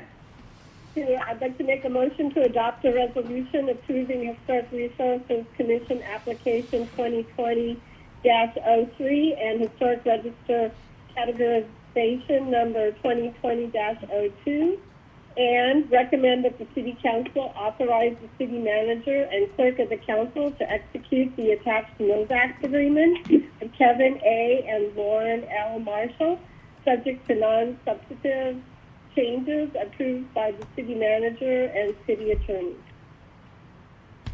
Okay, that was moved by Commissioner Hardy. Is there a second? This is Commissioner Marashi. I would like to second. Second by Commissioner Marashi. Madam Secretary, would you please call the roll call vote? Yes, roll call vote. Chair Christie. Yes. Commissioner Hardy. Yes. Commissioner Hitterdale. Yes. Commissioner Marashi. Yes. Commissioner Pena Sarmiento. Yes. Commissioner Rivera. Vice Chair Rush. Yes. Commissioner Schaefer. Yes. Motion passes with Commissioner Rivera absent. Yay! Come on, guys. Woo! Congratulations to the Marshall. Thank you so much. Okay, moving on. This is the time and place to consider item number 6, Historic Resource Commission application number 2020-04, Historic Register categorization number 2020-03, and Historic Property Preservation Agreement number 2020-06 for the property located at 2320 North Heliotrope Drive. Please note, decision on this matter is final unless appealed within 10 calendar days. Before we begin, do any commissioners have anything they wish to disclose with regards to this item? No? Staff will now do a presentation. Thank you, Madam Chair. The next property for consideration is referred to as the W.S. Spicer House, located at 2320 North Heliotrope Drive within the Floral Park neighborhood. The W.S. Spicer House is a colonial revival style house constructed in 1940. It's recommended that the property be listed on the register and categorized as contributive for embodiment of distinguishing characteristics of the late colonial revival style, and for its association with the influential and prominent local builder Allison Honer. Additionally, the house has been categorized as contributive because it contributes to the overall character and history of Floral Park. and is a good example of the colonial revival architecture just prior to the World War II. With that, staff recommends that the HRC adopt a resolution to approve HRCA 2020-04, HRC 2020-03, and recommend City Council authorize HPPA 2020-06. That concludes staff's report. Thank you, staff. Thank you, Pedro. Does the commission have any questions of staff?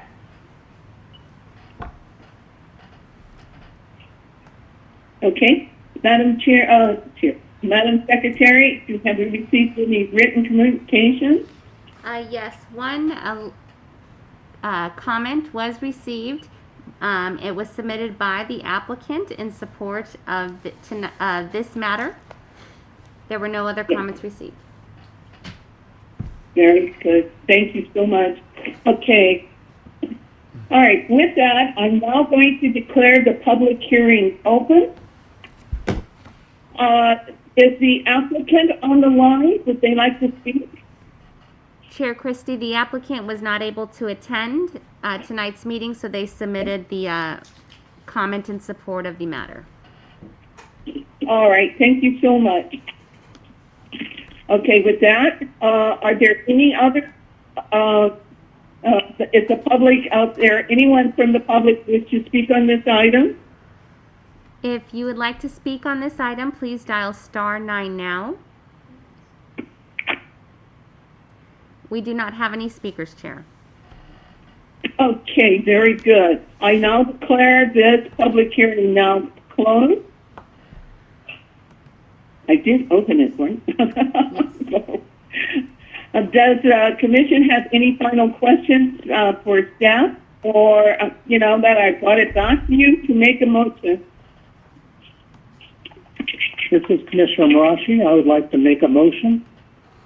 Okay, we adopt a resolution approving Historic Resource Commission application number 2020-04 and Historic Register characterization number 2020-03, and also recommend that the City Council authorize the City Manager and the Clerk of the Council to execute the Attached Mills Act agreement with Matthew D. and Leigh A. Mueller, subject to non-substantive changes approved by the City Manager and the City Attorney. Thank you, Commissioner Marashi. Is there a second? It's Commissioner Hardy. I'll second that. Thank you, Commissioner Hardy. Madam Secretary, call the roll, please. Okay, roll call vote. Chair Christie? Yes? Commissioner Hardy? Yes. Commissioner Hitterdale? Yes. Commissioner Marashi? Yes. Commissioner Pena Sarmiento? Yes. Commissioner Rivera? Vice Chair Rush? Yes. Commissioner Schaefer? Yes. Motion passes with Commissioner Rivera absent. All right, congratulations. Let's give them a hand, people. We're doing good, guys. We're really doing good. Keep up the good. Okay, here we go. Let's go to item number 7. This is the time and place to consider item number 7. Historic Resource Commission application number 2020-12. Historic Register categorization number 20-11. And Historic Property Preservation Agreement on number 2020-15 for the property located at 2109 North Rosewood Avenue. Please note, this decision on this matter is final and must appeal within 10 calendar days. Before we begin, do any commissioners have anything they wish to disclose with regards to this item?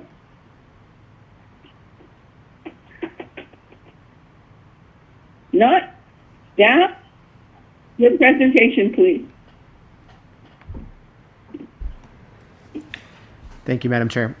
This property for consideration is referred to as the D.K. Thomas House, located on 2109 North Rosewood Avenue within the West Floral Park neighborhood. The D.K. Thomas House is a ranch house constructed in 1956. It is recommended that the property be listed on the register and categorized as contributive for the embodiment of the distinguishing characteristics of the ranch house style and for the association with local builder Emmett C. Rogers. Additionally, the house has been categorized as contributive because it contributes to the overall character and history of West Floral Park and is and as an intact example of a ranch house style in West Floral Park is a good example of period architecture in the city of Santa Ana.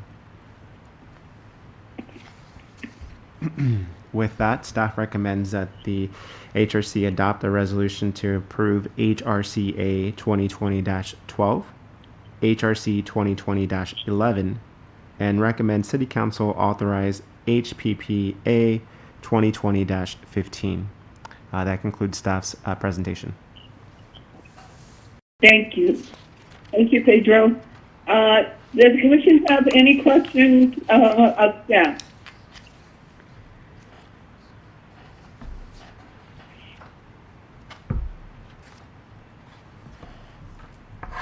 If not, Madam Secretary, do we have any written communication? No written communication received. Okay. This public hearing is now open. Would the applicant like to speak on this application?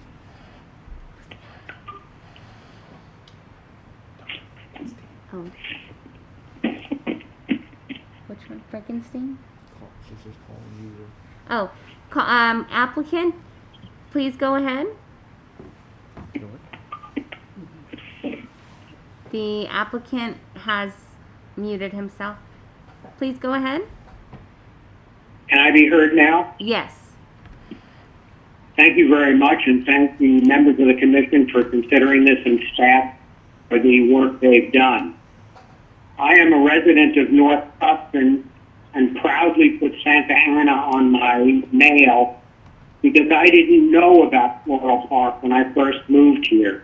But now I've been able to obtain a home, this beautiful home, and have learned that it is available for consideration of the Mills Act.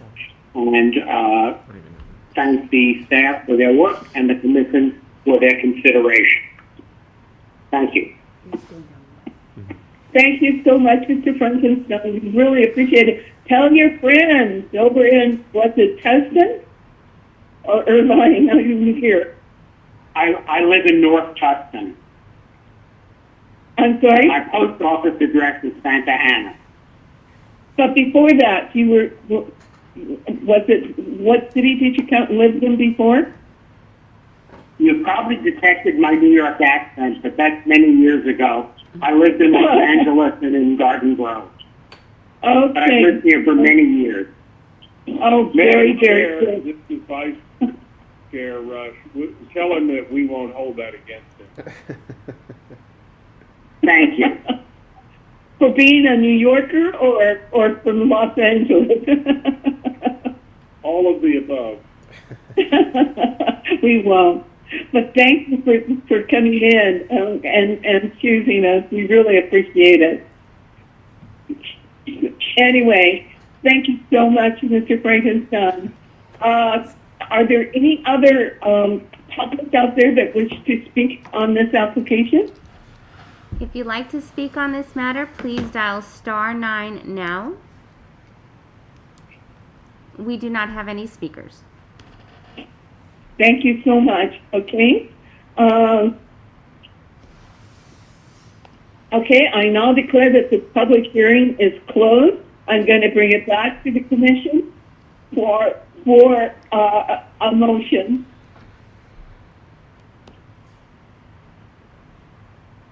Hello, commission. You're up.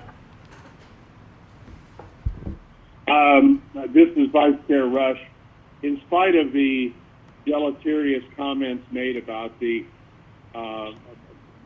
by the owner about his background, I agree not to hold that against him, and would like to see this property placed on the register.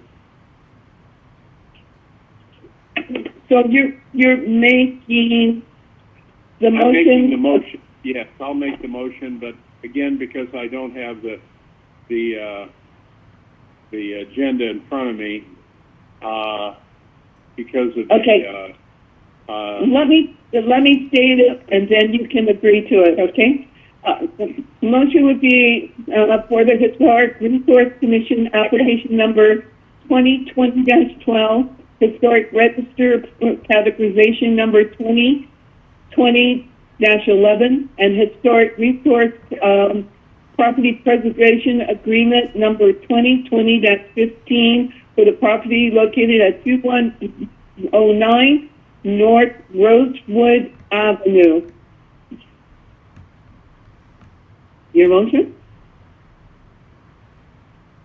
yes. Vice Chair Rush moves. There a second? It's, Commissioner Hardy, I'll second that. Thank you, Commissioner Hardy. Madam Secretary, roll call. Okay, roll call vote. Chair Christie. Yes. Commissioner Hardy. Yes. Commissioner Hitterdale. Yes. Commissioner Marashi. Yes. Commissioner Pena Sarmiento. Yes. Commissioner Rivera. Vice Chair Rush. Yes. Commissioner Schaefer. Yes.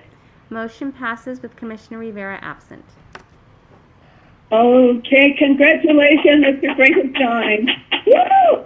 Come on, guys, give him a hand.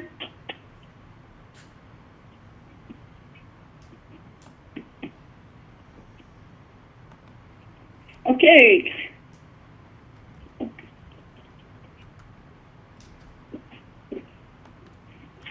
Okay, this is the time and place to consider item number 8, Historic Resource Commission application number 2020-09, Historic Register categorization number 2020-08, and Historic Property Preservation Agreement number 2020-11 for the property located at 2042 North Victoria Drive.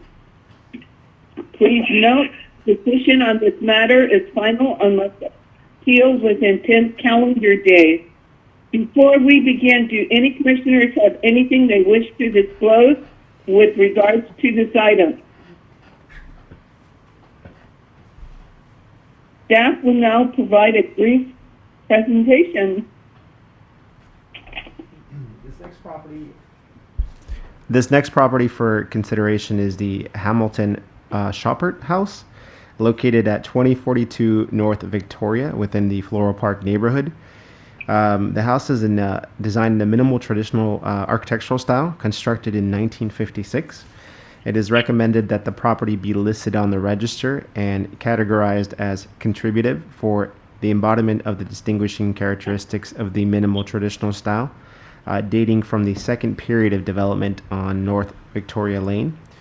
Additionally, the house has been categorized as contributive because it contributes to the overall character and history of Santa Ana, and as an early and intact example of the minimal traditional style in Floral Park neighborhood, is a good example of period architecture.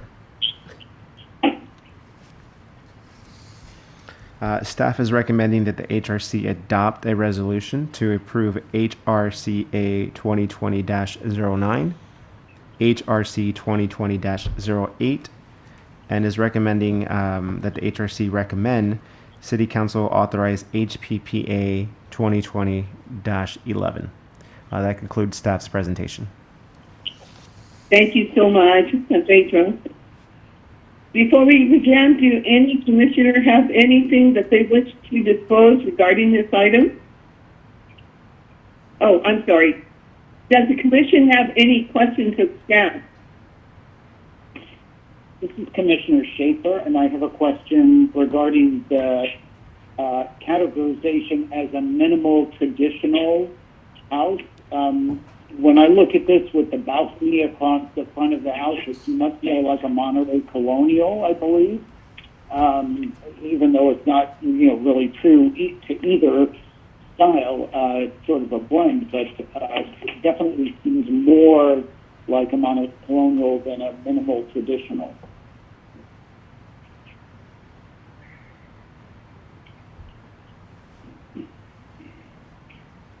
Yeah?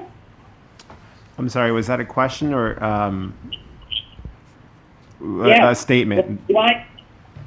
Yeah, you mentioned earlier in the meeting about having a historian or somebody review these applications. I just wondered if they agreed with the minimal traditional for this particular home or not. Yeah, actually, they corrected me. I thought it was a ranch house style. That was wrong.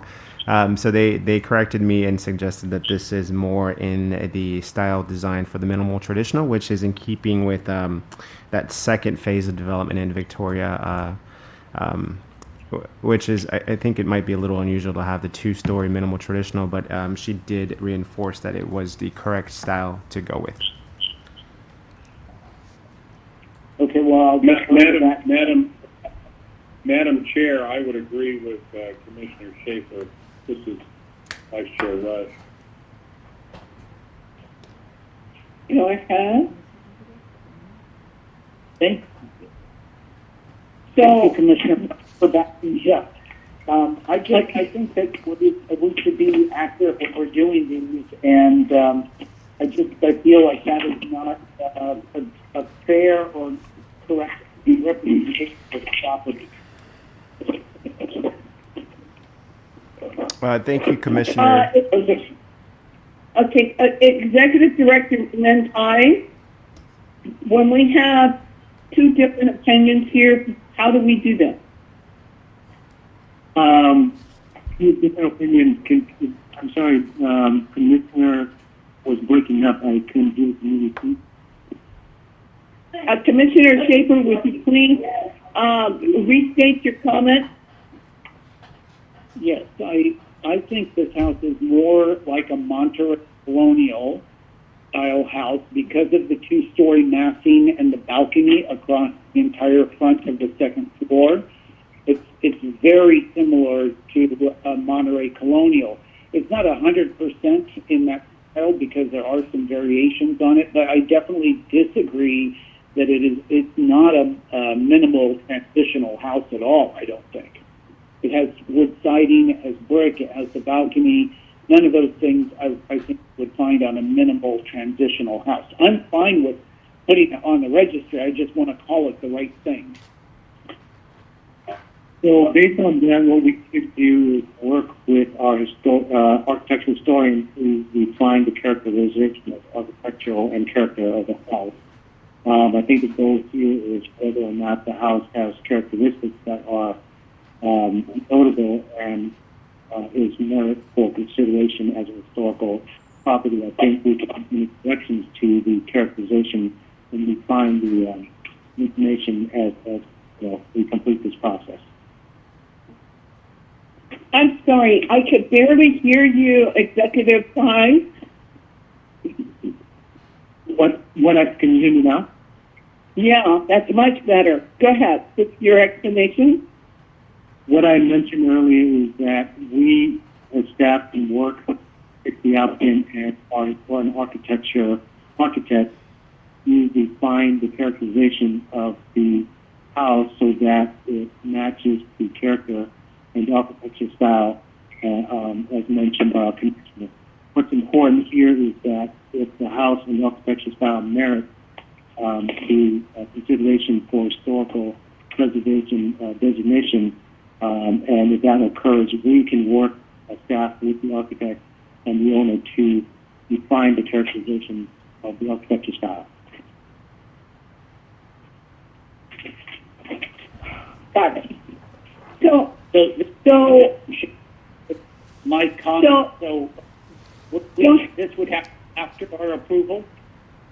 That can happen. If you're comfortable with that, I think we should be able to work with the applicant to carefully and the architect to carefully reconsider the architectural characterization. Commissioner Tai, or excuse me, Director Tai. Attorney, our legal representative, Mr. Funk, this is in the agreement that's going before signing off, identifying this property as a minimal traditional style. And what you're saying that it should be another style. Once we move this and add the legal document, what happens? I mean, do you modify it? How long does it take? What's going to happen? Hello, Chairwoman Christie and Commission members. This is John Funk. I think the options here are twofold.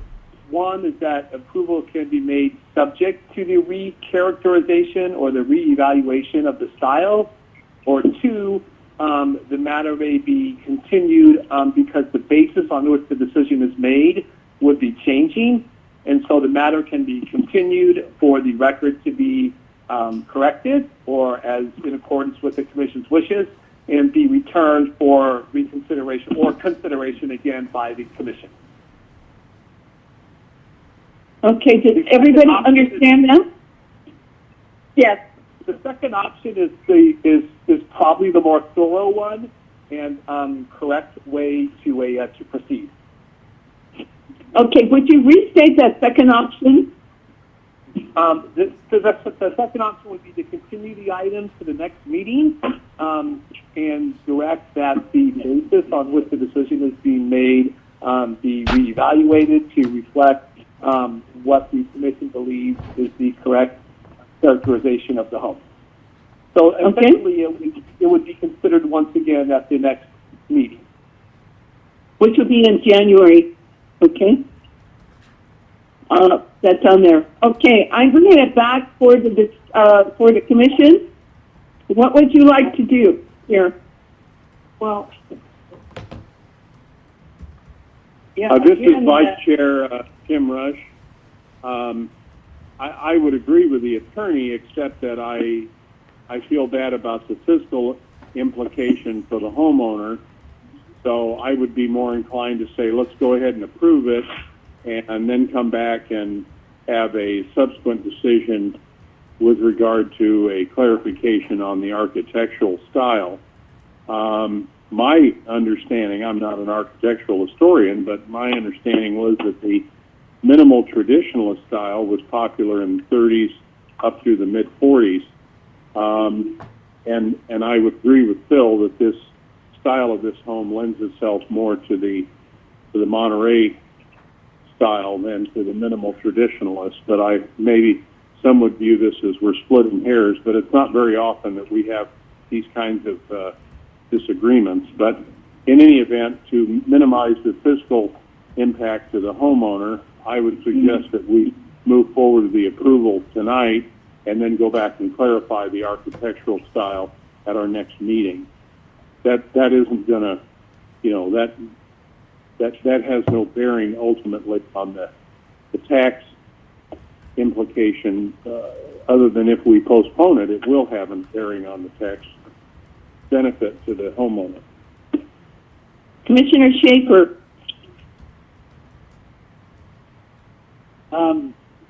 Well, I certainly understand what Commissioner Rush is saying. However, I think it might be more proper for us to follow what the attorney recommended and actually be approving a correct template.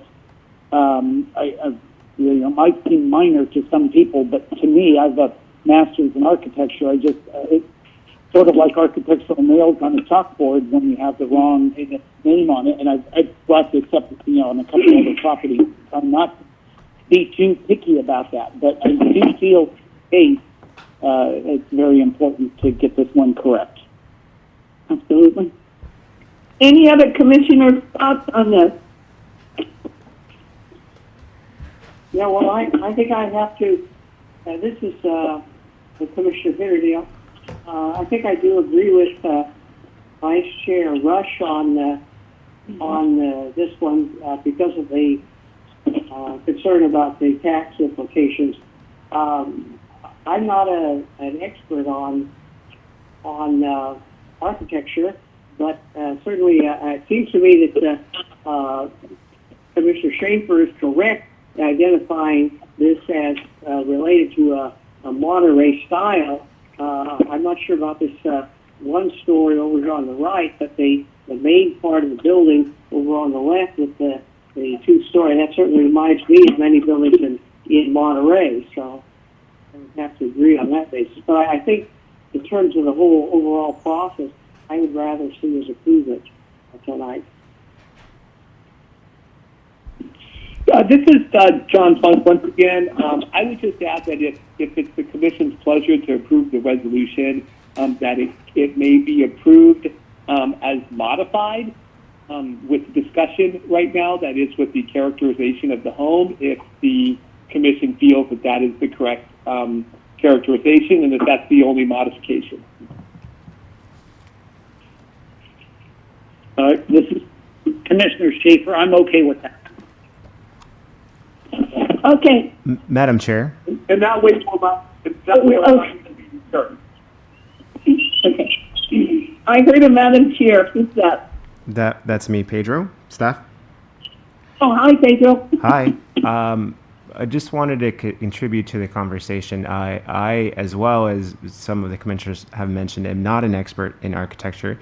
That's why we do consult with experts in architecture with 40 years of experience. So while I'm open to have an additional conversation with Chattel about this, I'm not sure that that's going to change their analysis of the architectural style, because they've already gone through that process, right?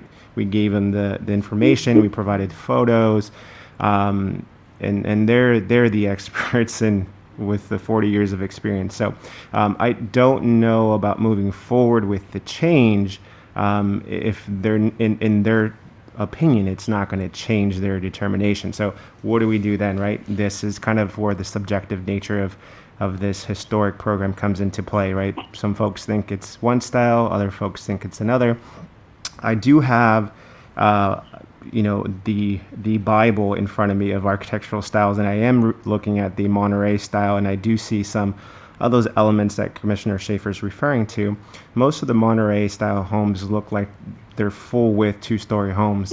This one has kind of a partial 2-story component to it, and the rest of it is single story. And I'm looking at a very good example of a very similar structure that's kind of in the book, and it looks just like this other home that we're talking about today. So while I'm okay having another conversation with our consultants, I don't know that it's going to change her opinion.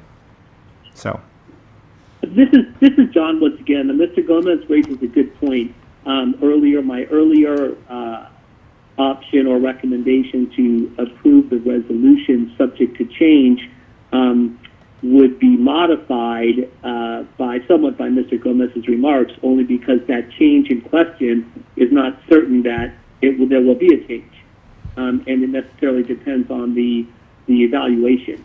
So it's less certain that the resolution may be approved subject to that specific change, only because that change is not certain that it will be made. You know, we have some commissioners here that are very knowledgeable on architectural design, and they have been right all through the years.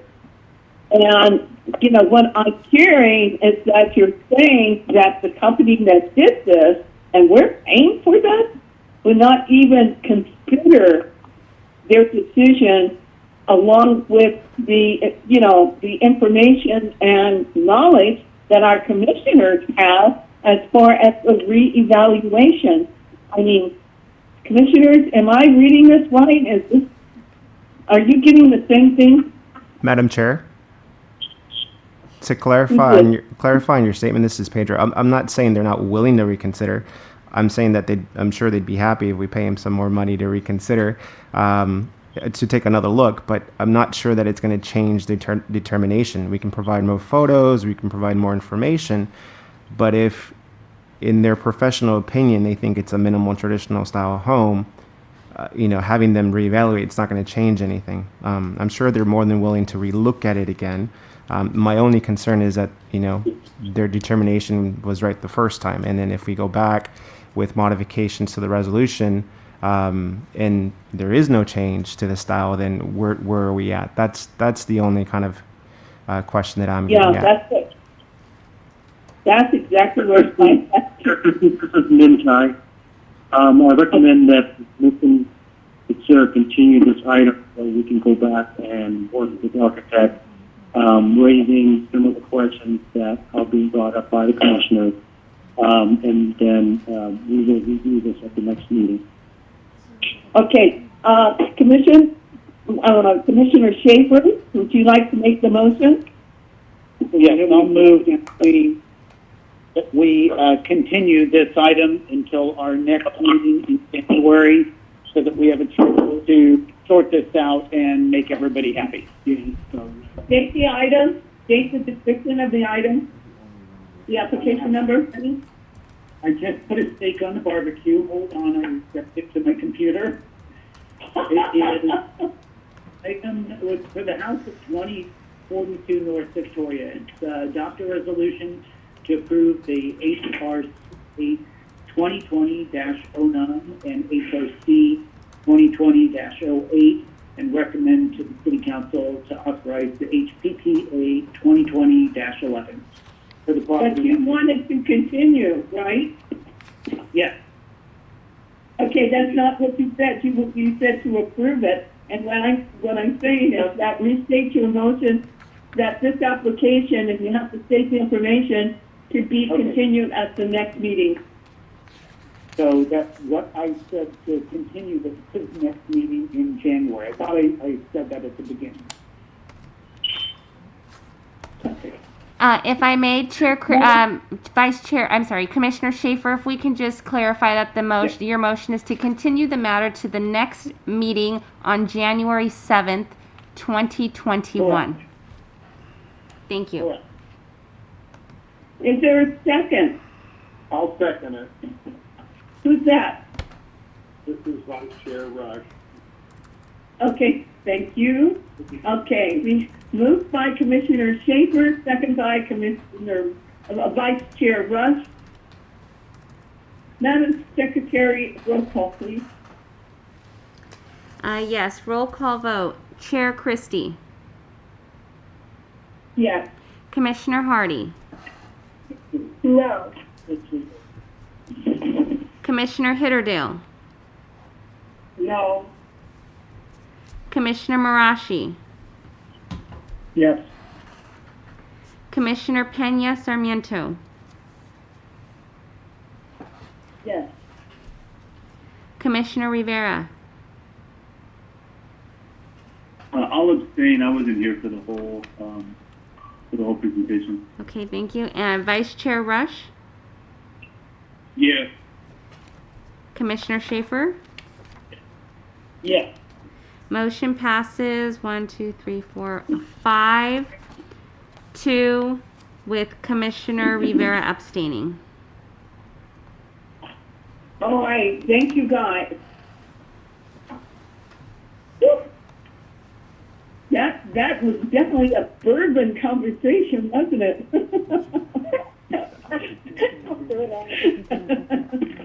All right. Hey, may the record reflect that Commissioner Rivera has now joined us. Welcome, Felix. How are you? Good. How are you all? Thanks. Wow, we got a marathon going on now. Okay. All right. Where am I? Okay. Next meeting is due December 10th. Okay, here we are. I think we're on item 9. Is that correct? That's correct, Madam Chair. Okay. All right. This is the time and place to consider item number 9, Historic Resource Commission application number 2020-11, Historic Register categorization number 2020-10 and Historic Property Preservation Agreement number 2020-13 for the property located at 1805 North Louis Street. Please note, decision on this matter is final and must appeal within 10 calendar days.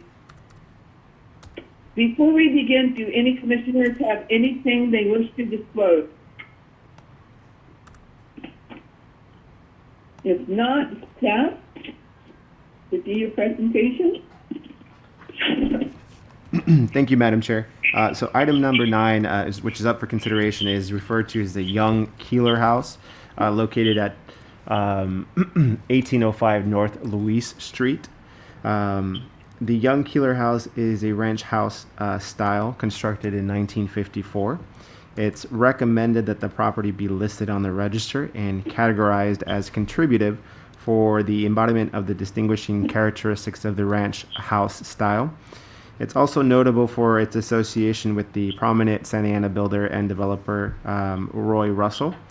Additionally, the house has been categorized as contributive because it has distinctive architectural style and qualities representing the ranch house style in Santa Ana. With that, staff recommends that the HRC adopt a resolution to approve HRCA 2020-11, HRC 2020-10, and recommend City Council authorize HPPA 2020-13. That concludes staff's presentation. Thank you so much. Okay.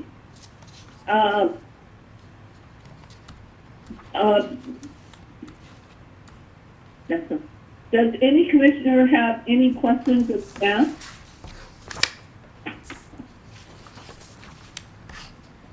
No? Have we received any written communication, Madam Secretary? Yes, we received one letter from the homeowner in support of the item. Thank you so much. Okay, I now declare the public hearing is now open. Would the applicant like to speak on the matter if the applicant on the line? Yes, I am.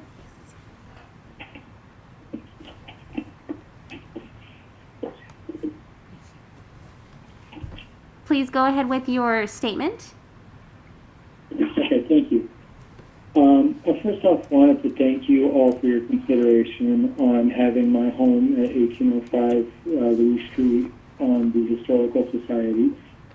I've lived in Santa Ana my entire life and never thought I'd have an opportunity to live in the park area. And the fact that we were fortunate to buy this house 2.5 years ago is something that I do take seriously. I like that we have an older home. It helps me feel that I can teach my sons the responsibility of what it would take to maintain a home that has significance and will make them understand how things are taken care of, and the only way to do that is by showing them firsthand. We have a lot of plans to maintain and upkeep the house, and we are really grateful for the opportunity again. Well, thank you, Mr. Barker. We appreciate you making the effort of putting your home on our historic register. We thank you for doing that. Madam Secretary, are there any other members of the public who wish to speak on this application? If you'd like to speak on this matter, please dial *9 now. We do not have any other speakers. Thank you so much.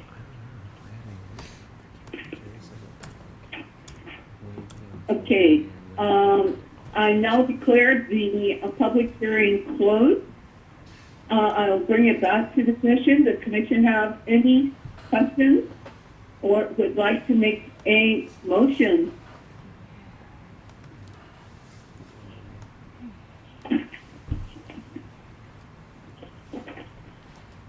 Hello? Madam Chair, this is Tim Rush. I will make the motion to approve this application, and I'll leave it to you to fill in the details of the application number, etc. Okay. Okay.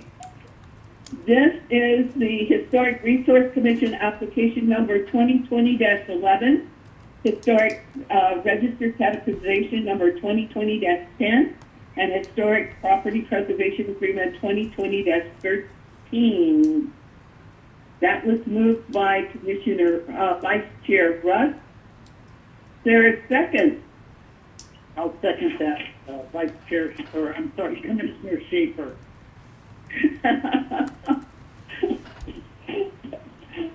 We understand. You were vice chair for a long time, yeah. It's a long Okay. I hope you didn't burn the steak. working on it right now. Okay. Moved by Vice Chair Rush, second by Commissioner Schaefer. Madam Secretary, please call the roll.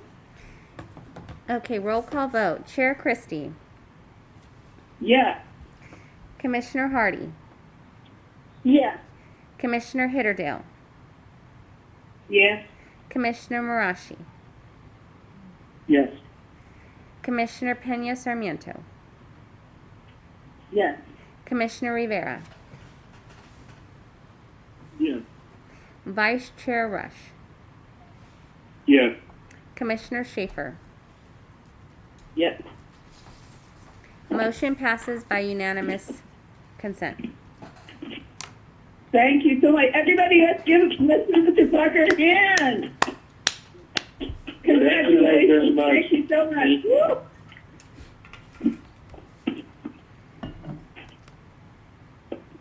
Okay. This is the time and place to consider item number 10. Historic Resource Commission application number 2020-06. Historic Register Categorization number 2020-05. And Historic Property Preservation Agreement number 2020-08 for the property located at 1015 West River Lane. Please note, decision on this matter is final unless appealed within 10 calendar days.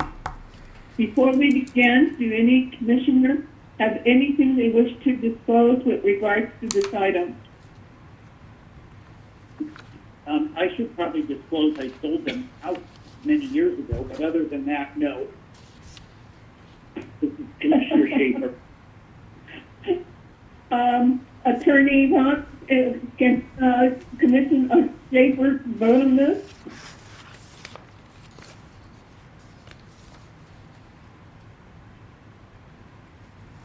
This is John Funk. Yes, it's the only, I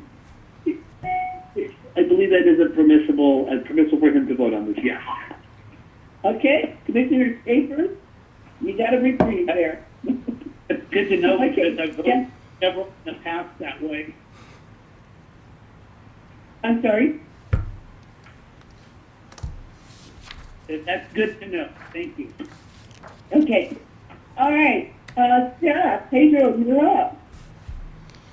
Thank you again, Madam Chair. So item number 10 is referred to as the E.M. Crawford House, located on 1015 West River Lane within the Jack Fisher Park neighborhood.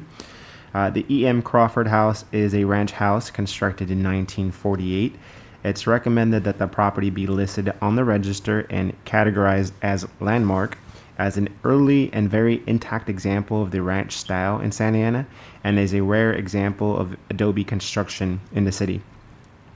Additionally, the house has been categorized as landmark because it has a distinctive architectural style and quality representing the ranch house style in Santa Ana, and because as a rare and perhaps unique example of the late adobe revival in the city, the building has a unique architectural significance. With that, staff recommends that the HRC adopt the resolution to approve HRCA 2020-06, HRC 2020-05, and recommend City Council authorize HPPA 2020-08. And that concludes staff's presentation. Thank you so much. Okay. Does any commissioner have any questions of staff?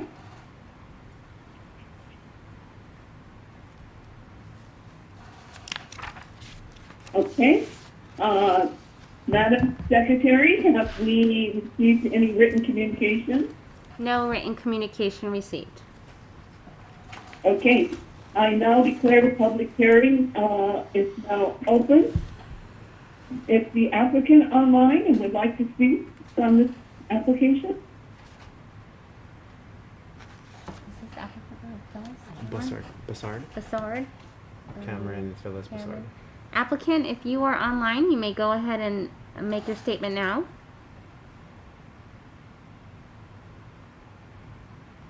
I don't believe we have the applicant online, Chair.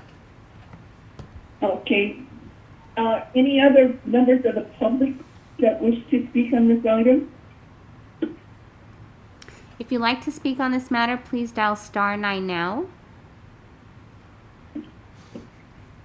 We do not have any speakers, Chair. Okay, thank you so much. I now declare the public hearing is now closed. I'm bringing this back to the commission for a motion. I'd like to make a motion. This is Commissioner Hardy. Go ahead.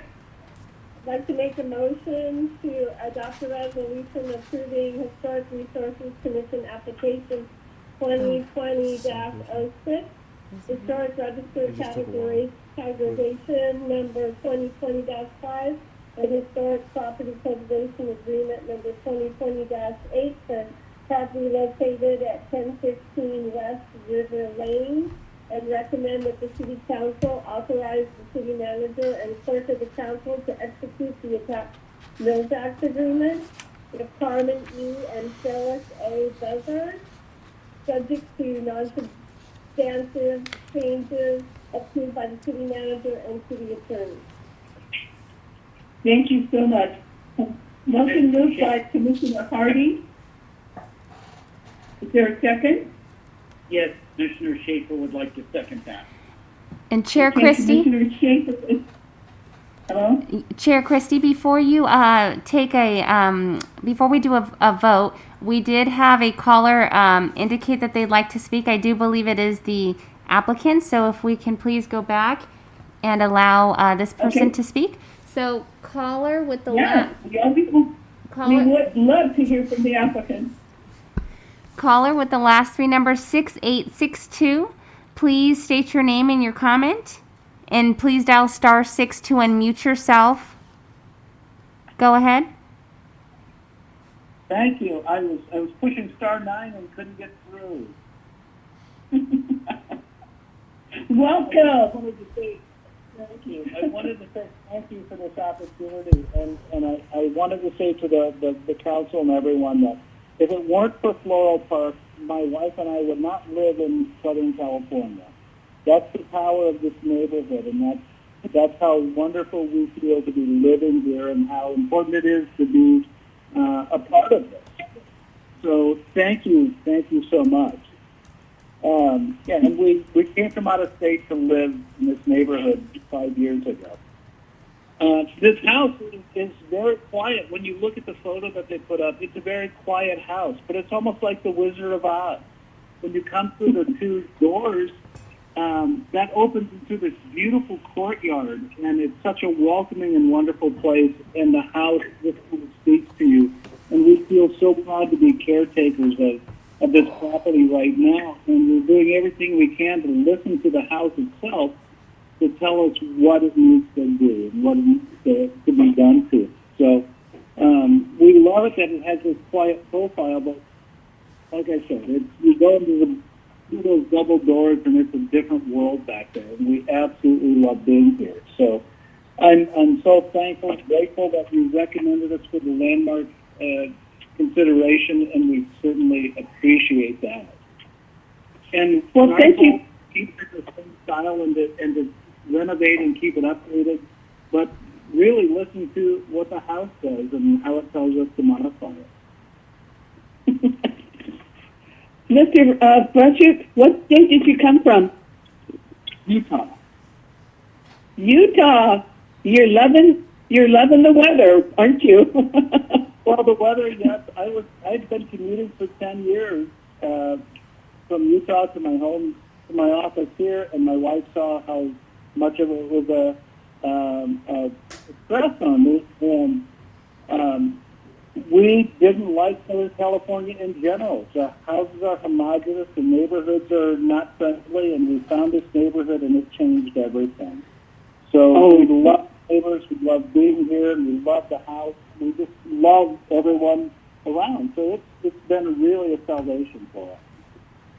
Oh my goodness! And we just thank you for putting this onto our register and preserving our history. We welcome you. Thank you so much. Thank you. And thanks for giving me the time to talk. You're quite welcome. All right, now, Madam Secretary, we have a motion on the floor that was moved by Commissioner Hardy and second by Commissioner Schaefer. Is that correct? Yes. Okay, roll call, please. Okay, roll call vote. Chair Christie. Yes. Commissioner Hardy. Yes. Commissioner Hitterdale. Yes. Commissioner Marashi. Yes. Commissioner Pena Sarmiento. Yes. Commissioner Rivera. Yes. Vice Chair Rush. Yes. Commissioner Schaefer. Yes. Motion passes by unanimous consent. All right, thank you.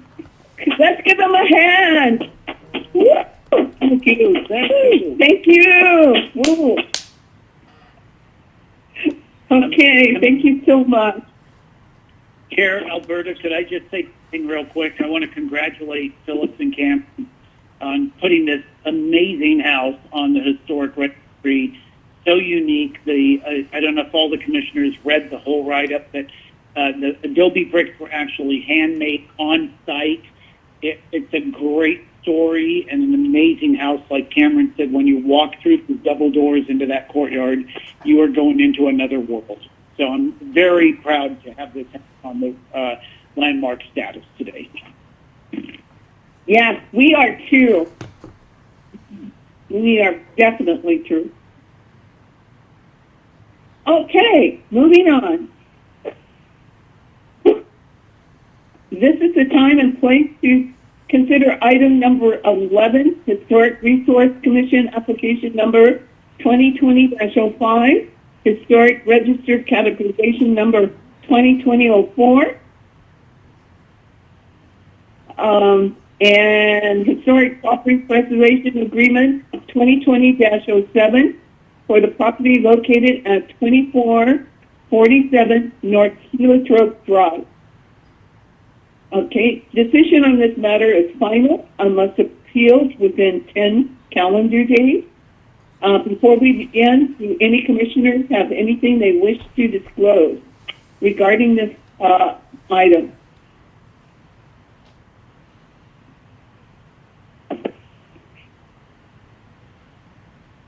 Okay, if not, staff would now do a presentation. Thank you again, Madam Chair. Thank you again, Madam Chair. Okay, thank you. Last but not least is agenda item number 11, known as the M.E. Lessard House, located at 2447 North Heliotrope Drive within the Floral Park neighborhood. The property is designed in a ranch architectural style. It's constructed in 1945.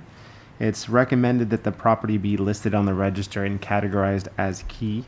As an intact example, and one of the first to be constructed immediately post-World War II of the craftsman influence variants of the ranch style. Additionally, the property has been categorized as key because it has distinctive architectural style and quality, as an example of the early post-World War II ranch style in the city of Santa Ana. With that, staff recommends that the HRC adopt a resolution to approve HRCA 2020-05, HRC 2020-04, and recommend City Council authorize HPPA 2020-07. That concludes staff's presentation. Okay, thank you. Does any commissioner have any questions of staff? No. Madam Secretary, have we received any written communication? No written communication received. Okay, I now declare the public hearing is now open. Would the applicant like to speak on this matter?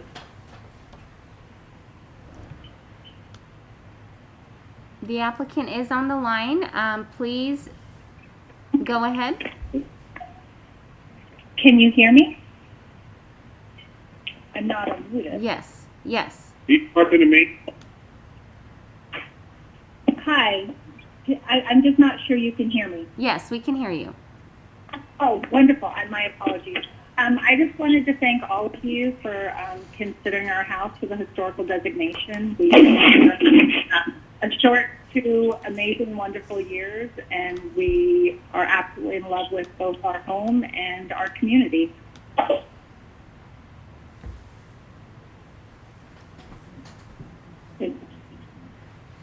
Oh, well, thank you so much. Thank you. Okay.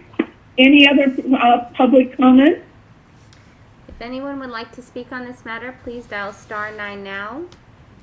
We do not have any speakers. Okay, then I have now declared the public hearing is now closed, and I'm bringing this to the commission.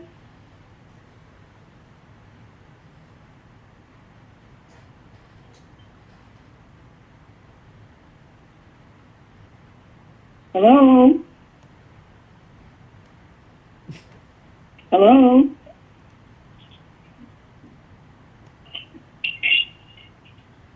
Are you looking for a motion? Well, I have a question, okay, and I have a concern. Remember I spoke to you about, or had Pedro to talk about the view corridor? If you drive on the street, and I drove it twice, and I missed out twice, you can't see the house from the street or side. They have a lot of shrubbery there that's blocking the view. Now, I'm assuming that this picture is from a driveway where you see the house off to the side. But if you're driving down Helix Road, you can't see the house. So, did anyone else drive by the property?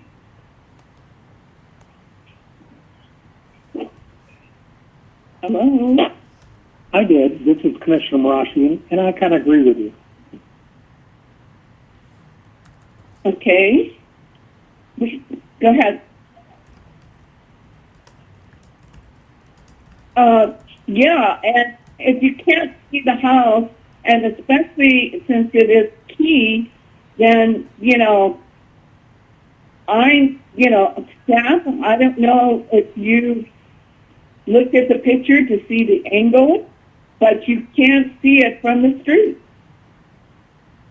And so with that and that designation, I'd like to postpone this until staff come back and work with the applicant to make sure we can see this house from the street.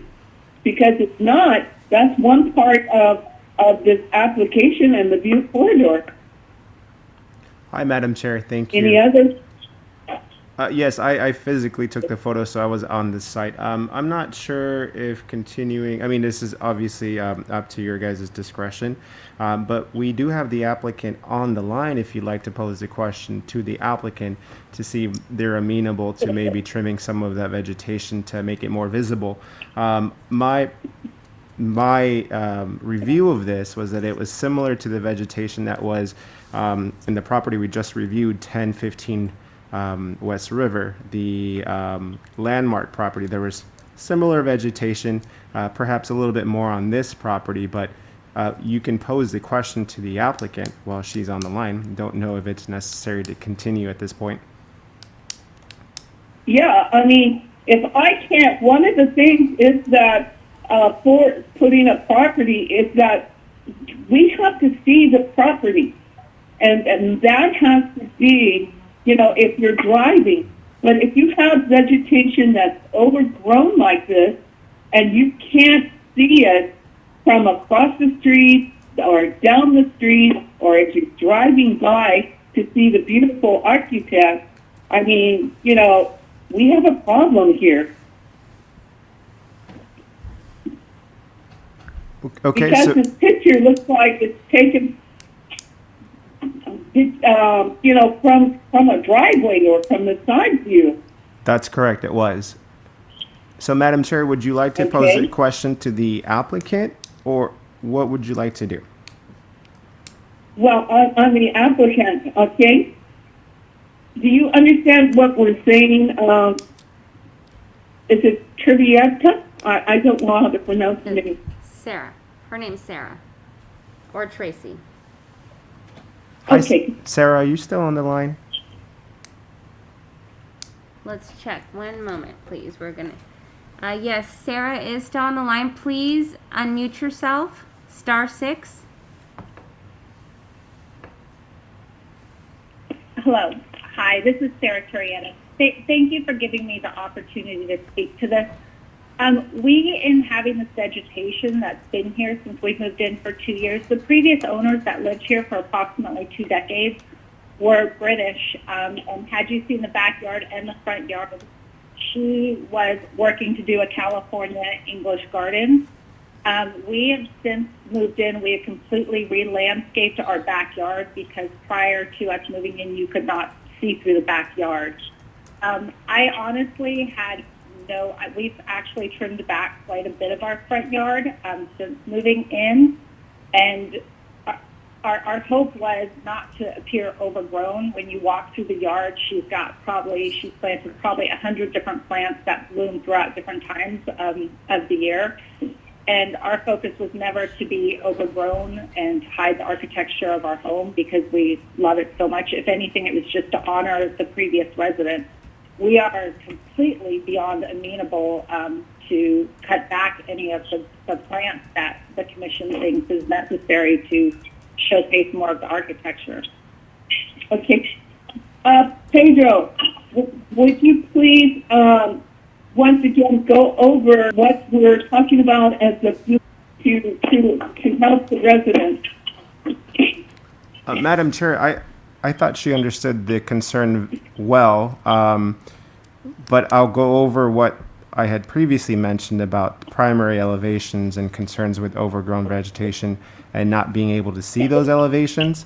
In the past, the Commission has had similar concerns and has allowed the applicants to move forward with their designation in Mills Act with the caveat that they modify the vegetation so the primary elevations are visible. Again, as maybe was discussed earlier this meeting, the idea behind putting the property on the register and then Mills Act is to kind of then improve some of these, not just the structure, but then the setting as well. So certainly the front yard landscape is as part of the historic setting. So if you were to move forward with designating the property and subsequently the City Council moves forward with the approval of the Mills Act, we can certainly work with the applicant. Actually, it's written in the Mills Act that the property would be kept in good repair and maintenance, so that's certainly part of the overall agreement. Can you show her on the screen what we're talking about as far as, that vegetation there? up to, that's, left? Madam Chair, unfortunately, I cannot. This is a pre-loaded PowerPoint that doesn't have any additional photos. But I'm sure she's aware of her front yard. As I don't know if any other of the commissioners stopped by, but there's vegetation, there's trees, and so the concern that you have is valid, that you can't see the primary elevation. So.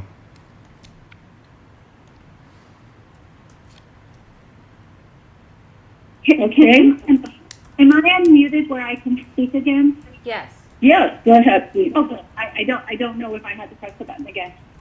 We've been here for 2 years, and since moving in, we've invested a substantial amount of money both on the interior of our home and all of the back landscaping. We also invested a lot of money into this process, and we are both teachers, so it's been a large investment for both of us. We love our home more than words can express, and we continue to make improvements on it constantly. The landscaping in the front, we continually trim it back, and when you walk through, you'll see by a resident who was here for 2 decades what her vision was. But again, we're more than amenable to make any necessary adjustments so we can move forward with this process, and I really hope that you all will consider that. Yeah.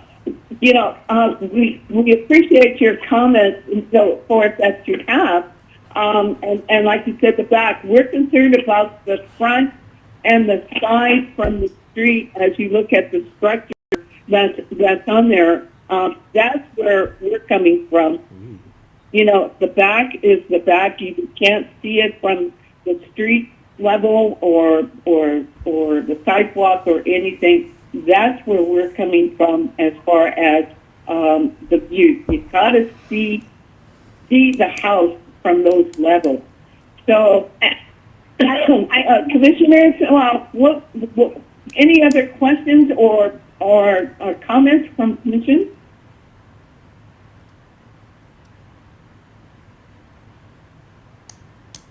Hello.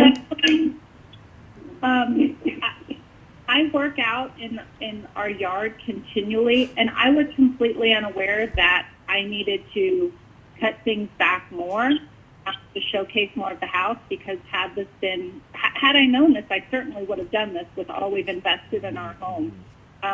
So again, I hope you will consider moving forward and allow us to make any necessary adjustments. Right, because of the fact that the designation is key, and that's, you know, one of our best, you know, you got better, best, and major, which landmark being major, you know, categorization there of the property. So, Commissioner, what would you like to do? Hello? I'd like to make a motion. Okay. I can get back to that page. Madam Chair. Go ahead. If I may, I wanted to, this is staff, I wanted to address your comment regarding the effect that this has on the physical property itself. While we do, as part of our program, review the setting as a whole, the categorization refers to the architectural style. Now, this is a very intact example and rare example of a ranch-style house in this variant style. So the landscaping isn't really physically affecting the structure, which is why we gave it the designation for key.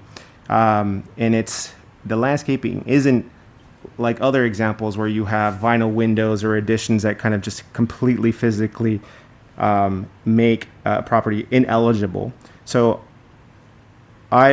if I can, would advise that the commission consider allowing staff to work with the applicant to modify the landscaping, because it's not a permanent structure. It's not physically damaging the intact structure, and it can be modified. So just with that, before the commission considers their decision. Okay. Did everyone hear that? Yes. Okay. Commissioner Hardy? Yes. Oh, I'm sorry. I don't know who's talking now. This is Sarah Curietta. This is the homeowner. Okay, Sarah, go ahead. I'd also just like to point out one last thing, and then I will rest my case. But we are the only single house in all of Floral Park, which makes our home a really special place. And again, I really hope you will take into consideration the structure of our home. We've honored it in every way possible to keep it what it once was and to continue to preserve it. And we're hoping through this process we'll be able to continue on that path. Okay. Thank you so much for your comments. Okay. All right. Commission. Well, I think Commissioner Hardy wanted to speak, I believe. Yeah, go ahead. Well, I was just ready to make the motion. I don't. Okay, hold on. Any other comments? Okay, Commissioner Hardy, go ahead. All right.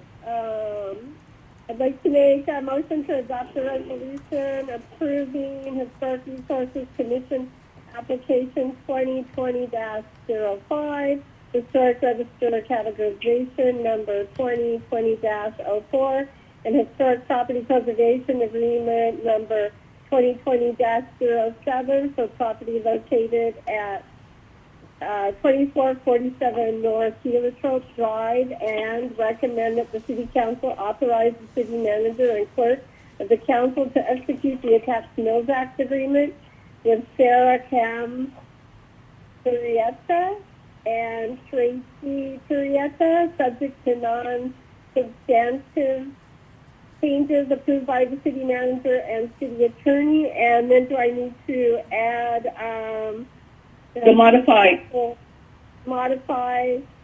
the motion to include that staff will work with the applicant to modify her agreement, whatever needs to be done to vegetation that may block the view corridor. Okay. All right. Is there a second? Yes, Commissioner Schaefer, I'd like to second that, and I'd like to second that with the caveat that it is, there is also a shingled home on Greenleaf that I believe is on the historic registry already. But yes, this is a beautiful home, and it should be on there. Okay.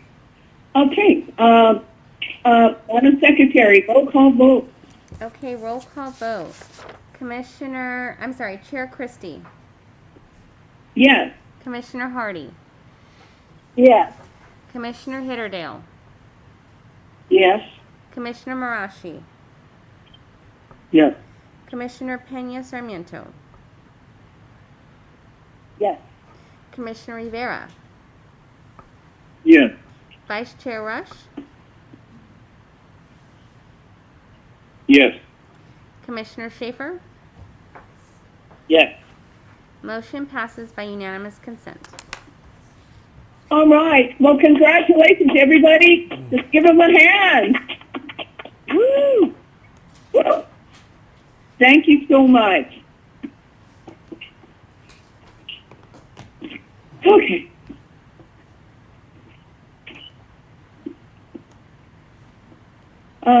Where am I now? Okay. Comments.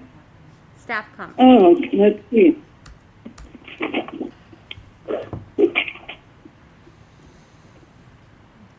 Okay, that's the end of the business calendar, right? Yes. Is that it? Okay. Now, we'll move into staff comments.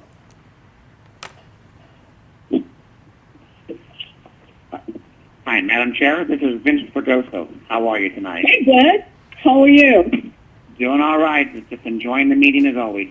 I've got a couple of quick updates for you. The first one here is, I'm sorry. No, go ahead. Okay, the first one is an update on where we're at with those recommendations that we took to council several months ago. So you know about the one that Jill took, you guys acted on today, which is the amendments to your bylaws. So now let's to meet more often than what you were originally. And I believe Vice Chair Rush had brought up the other one about the conditions. That was approved by City Council, will take effect. So by your next meeting, you'll be able to add conditions onto those applications that you see. A few other things we've done behind the scenes is we've updated our database that helps us identify any structure that's 50 years or older. So if there's any modifications or demolitions, we have a flag now. We can take those projects closer before anything happens to them. You also know back in July 1st, we got the fees reduced. So what we're going to be working on here in the next, which kind of led to what the meeting was today, the several applications. So what we're going to be doing in the next few months, so start next year, is that second phase of improvements that you asked for, which is updating our design guidelines to address historically sensitive areas. We're also going to start working on identifying some historic sensitive areas throughout the city. So that'll be working on our next work plan that'll start probably early next year. So we're moving forward with your recommendations, and again, the ones the city adopted. So that's number one. And then number two, I just want to let you know that I have decided to retire from the city. So this is my last meeting with the Historic Resources Commission. It's been a blast. I've admired everything that you do. I've seen other cities like Brea and Anaheim destroy their historic structures, and I just love how we've embraced our culture and our heritage and how we preserve them, and how passionate this board and this commission is about preserving historic structures. So I'm going to miss it. I'm retiring at the end of the year, and just want to say thank you to all of you for all you've done, helped me grow as a person, do all the work and all the feedback there from you. And I won't be far, but I wanted to just let you know that I'll be walking out the door and closing up the lights at the end of December. So thank you for all you've done. What are we going to do, Vince, without you, man? Madam Chair, you've got a great bench behind me. You've got Jill and Pedro that are taking up the torch, and they are learning more and more every day, and they're passionate about historic preservation, and you're going to be in great hands with them. I have full confidence. Oh, my God, I can imagine. Are you having a party? Are we invited? You know what? These COVID era parties are not high on my priority. I wish I could. One as great as yours, by the way. I could probably never top that. That was the last party of the year. You know that. It was the party of the year and the last one of the year. You're right. So probably not. But I'll reach out before I leave. Don't worry. I'll reach out to each of you. What are you going to do? Travel or what? Well, I wish I could, but I'm kind of waiting until the whole COVID thing clears up and get a vaccine. I love golf and I love tennis, and so I've got a whole list of honeydews for my wife sitting waiting for me on December 24th to start attacking. That's what happened when you retired, and your wife have a bunch of things. Now you're mine, right? Exactly. So. Oh, the best to you. We're going to miss you. Thanks. I miss you guys as well. So that's all I have tonight. Okay, very good. Any other staff comments? Sure, Christy, this is Minta. I would just like to take a moment to thank Vince for his many years of service to the city. Last year around this time, if you remember, Vince was promoted to our planning manager position, and I believe and still continue to believe that was a well-deserved promotion. It's something that Vince has worked a long time for, and I'm glad that he's able to retire and be at the top of his game. We're going to miss you, Vince, but like I said, we have a really good bench behind you, and keep in touch and look forward to continue conversation. Thank you. Thank you. We're crying. Okay. Okay. At this point, do we have any commission comments?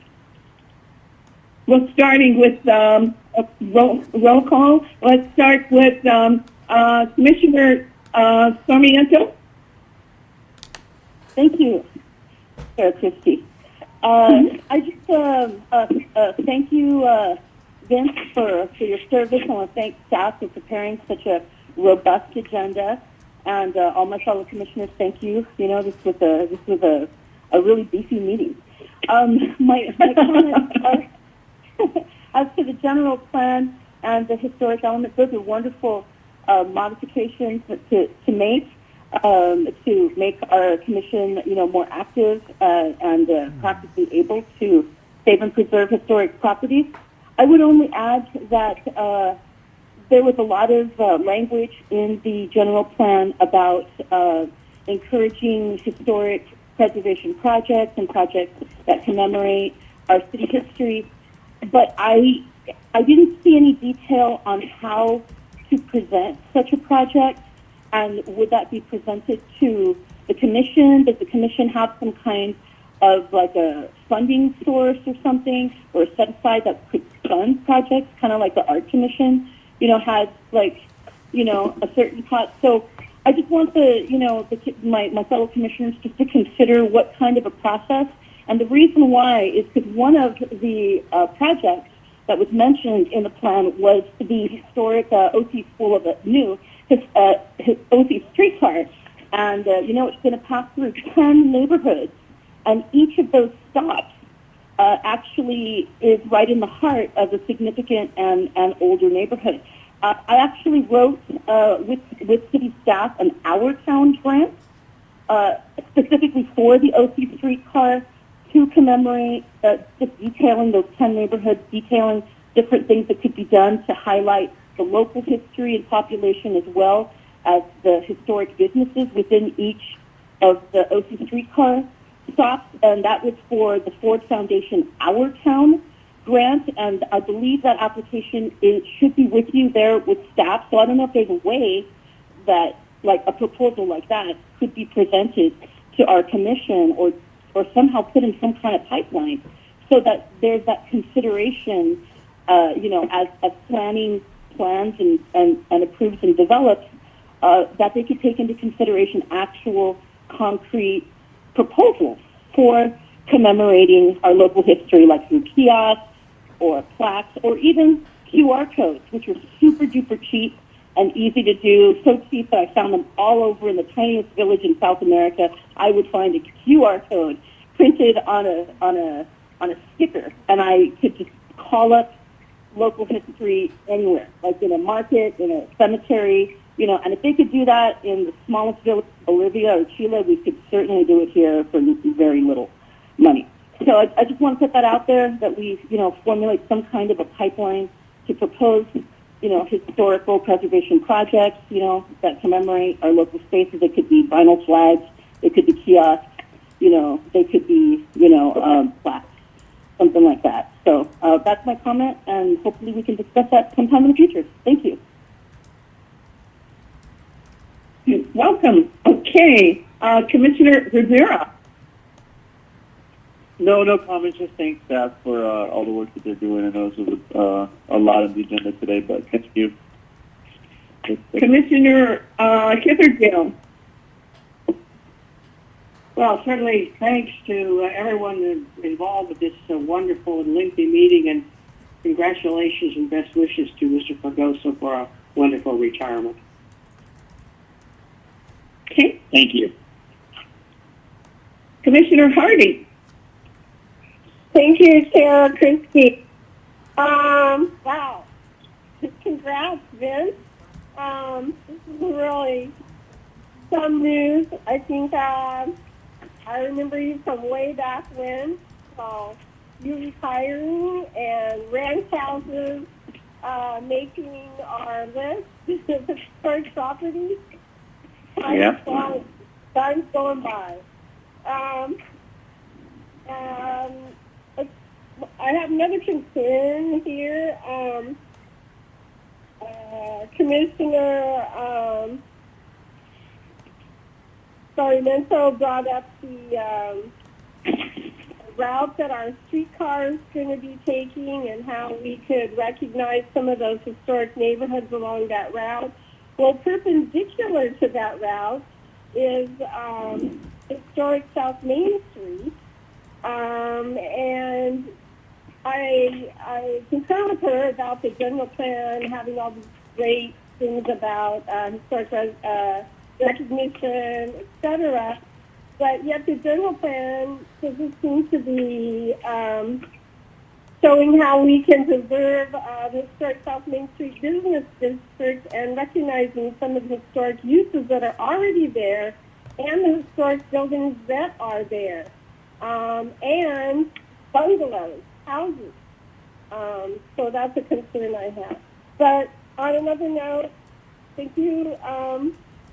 Thank you for all the work that staff's been doing, and I guess I'll talk to everybody as a commission next year. So Happy New Year. Thank you. Thank you. Commissioner Barashi. I just want to again congratulate Vince on a retirement, and with the wonderful service he's provided Santa Ana. We really appreciate it. Also want to thank Commissioners Sarmiento on the beautiful presentation award. The job you did on that was outstanding. Thank you very much. Pedro, thank you and the staff for all the work on all these properties. That must have been a huge time-consuming effort. We really greatly appreciate it. I want to wish everybody happy holidays and a happy New Year. Take care. Commissioner Shaver. Yes, thank you. So first of all, let me just say to Vince, thank you so much for your service to our community and all your contribution you've done over the years. We appreciate it. And you're way too young to retire. What do they like to retire at 35 now? I don't know.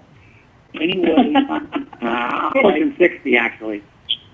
Oh my God, you're still young. You can't retire until you're. I also want to say I'm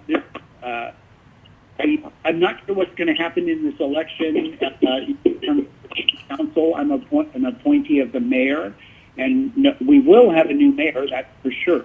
I don't know who that will be. But I've been on this commission since 2000, off and on, and appointed by 3 different council people. So it's been a privilege to serve since the year 2000 on this committee. This might be my last meeting. I'm not sure about that. So I would love to continue on if the powers that be think I'm worth continuing.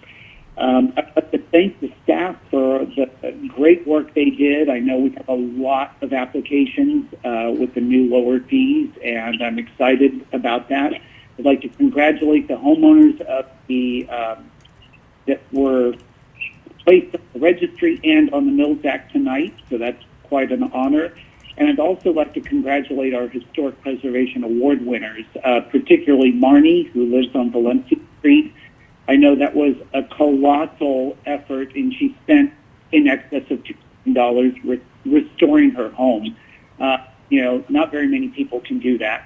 So we're grateful to have somebody like that in our community that takes an old house like that and really loves it and, starts from the foundation up and literally rebuilds and preserves what's there. I love living in Santa Ana, our unique properties. Several of the homes that we're on tonight were ones that I sold in the past, and that's fairly typical at our meetings, and so that's a great honor. I love being able to help out our citizens and get them the recognition for buying these beautiful homes. So I hope I haven't left anybody out tonight, but thank you, Alberta and Vice Chair Rush, and maybe I'll see you guys again next year, and maybe not. So anyway, Think positive. Think positive. We have to have architects on the commission. Yeah. be certified. We have at least 2 people with an architectural background, so I'm hopeful. Well, we thank you, Commissioner Schaefer, for all you do and bringing to life, educating us as a commission on the different styles and so forth. And we really appreciate your dedication to us. Really. You're welcome. Thank you so much. Vice Chair Russ. Thank you, Chair Alberta. Well, I I have the advantage of going next to last here, so I get to glean from all the great comments from the rest of you. And I too, Vince, would like to echo my congratulations to you. That I wish you fulfillment and success in your retirement. You know, Winston Churchill once said that we make a living by what we get, we make a life by what we give, and you certainly have given a lot to the city, and so I just want you to know we all appreciate what you've done over your many years at the city. Thank you very much. So I want to thank the staff for the hard work they went into for tonight's meeting. Goodness, here we are at 3 hours and counting. Lots of stuff, and of course, what happened tonight in large measure had a lot to do with all of our work together in coercing the city to roll back the fees. And we knew this would happen, and here it is. We get a chance to grow and build our preservation base by having more people on the register and Mills Act and so forth. So congratulations to all the applicants and for their hard work and all the money that they have spent to improve and refurbish and maintain their homes. And certainly this lady, Marnie on Valencia Drive, my goodness, she almost deserves, if we offered a gold seal in preservation, she would be worthy of it. So I do want to thank the entire staff. I know you guys worked very hard to bring all of this information together to us tonight, and I'm sure that all of us appreciate that. I certainly personally do appreciate it a great deal. You know, I've been on assignment in Park City for the last couple of months, Park City, Utah, and it is interesting. They have a historic district in their downtown, which is a local historic district. It's not a National Register historic district. But these little 700 and 800 square foot minor shacks go for over $1 million. So it's kind of interesting to see what a historic designation, and we all know this, it's sort of reinforcement, but in a resort community, and interesting, they are on the cusp of starting what we have had for many years, and guess what that is? An artist village. So I participated in a number of focus groups on that, and so that was quite interesting. But, you know, who would imagine a place as upscale and as very expensive as Park City, they're trying to embrace the arts movement just like we are, but they're doing it because they want to provide diversity to their downtown, give people a reason to keep coming to their downtown, just like we do. So kind of interesting.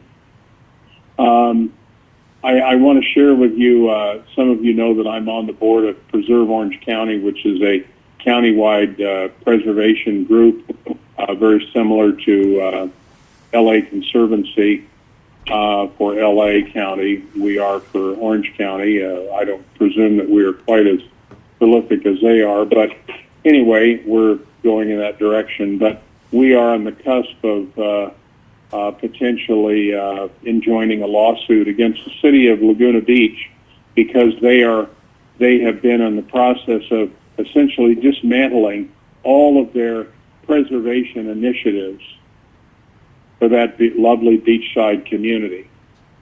So there's a group of local preservationists that we are very close to considering and joining them to launch litigation against the city of Laguna Beach. And of course, it still has to process its way through the Coastal Commission. But thankfully in Santa Ana, we have a city staff and a city council that is focused on preservation and not wanting to throw the baby out with the bathwater, unlike Laguna Beach. So again, thank you to Vince for your many years of hard work. We wish you success in your retirement. Thanks to staff. And thank you to all my fellow commissioners. I wish you happy holidays and a pleasant new year, and we'll see you in January. That's all I have. Okay. Well, since we can't give Vince a hug, all commissioners, let's give him a big round of applause. Okay, to thank him. Woo! Thank you. Vince, I'm noted for my hugs, and I'm giving you an air hug on your retirement. Thank you very much. Thanks, everyone. I just want to thank also staff and the commission, you commissioners. I mean, we did a lot of work tonight, and I appreciate your dedication from the staff report to the commissioners going over a bunch of pages and you should be proud of yourself of all that you've accomplished tonight. And I want to let's give Commissioners Hitterdale and Sarmiento a big applause for their award ceremony. That was great. Like I said, both applicants are extremely happy, and I know that Santa Ana Unified, I mean, it was just like a shot in the arm for them, because of everything that this was something very special, and they really wanted me to tell you guys they really appreciate it. So, and let's give the applicants a hand again for putting on the register and also for the Mills Act, okay? I mean, without them stepping up, and we're with the fees, we mentioned fees coming down. I just want to give you guys a heads up. I'm in what you would consider the central part of the city or southwest area, and I've been speaking to the African American community, and you'd be surprised the historic nature that they have in this section over here.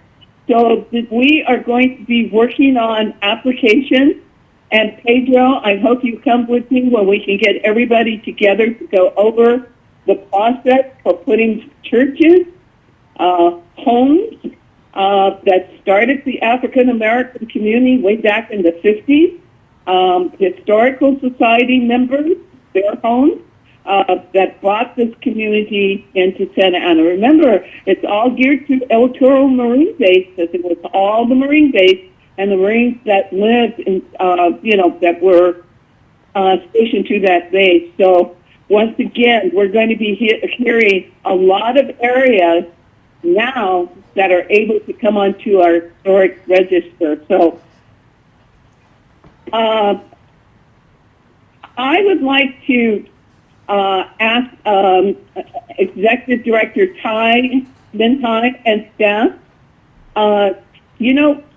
we have over 700 homes and buildings and so forth, and we need to have some kind of plaque or recognition that these homeowners can receive to put on the outside of their home or a building or structure that lets them know that this recognition, like Commissioner Sarmiento was saying, to show out that this particular property is on our historic register.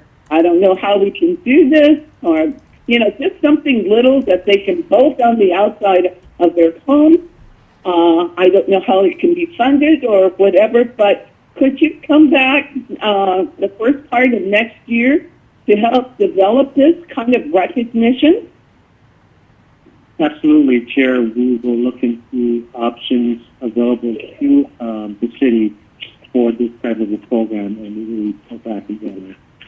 Absolutely, because I'm sure if we contact all of the homes, over the 700 homes, they would like to know, to put something out there that says, hey, it's just like, Janelle, when we had neighborhood associations, and when we start putting up, defining our, like Valley Adams, like Wilshire Square, and those little signs that were on the street outline signs of the names of the streets. I'm sorry? Each side has them. East side too has them. And just putting up markings where our neighborhood associations were, it was kind of a pride that they thought it was an exclusive area. The same thing with these homes.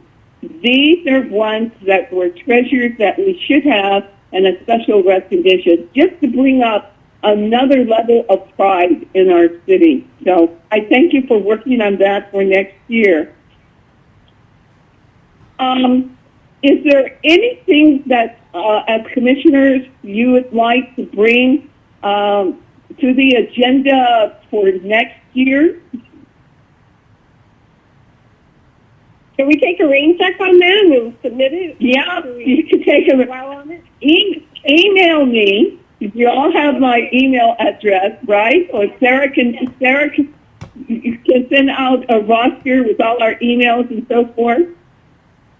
And let me know what we, you want to discuss, and I'll, get it on the agenda. How's that? Because all of you are saying, how do we get things on the agenda?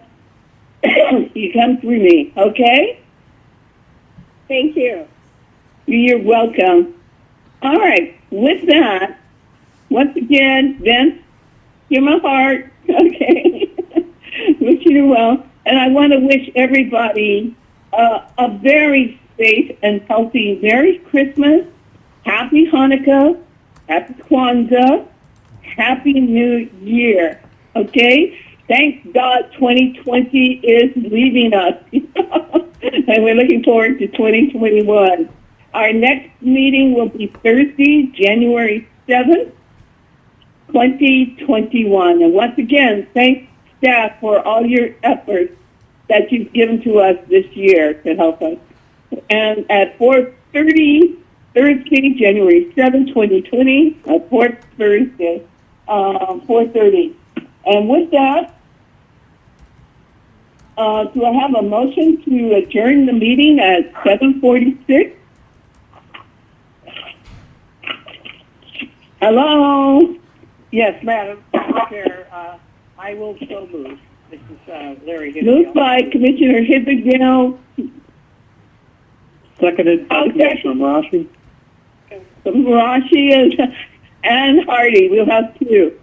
Okay, with that, with the motion, we are adjourned. Thank you, guys.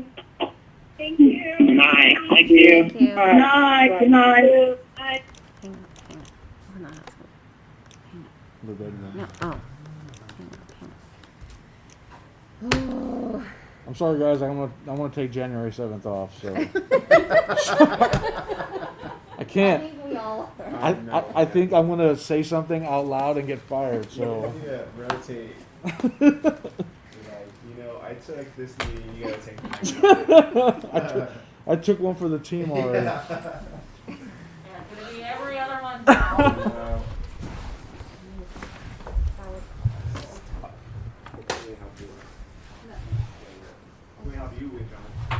So those two houses that one Schaefer had a problem with, one the Chairman? yeah. So were those concerns arbitrary concerns that weren't really part of any requirement? It's not codified. It's not in any code. Okay. Since they brought it up in the past before,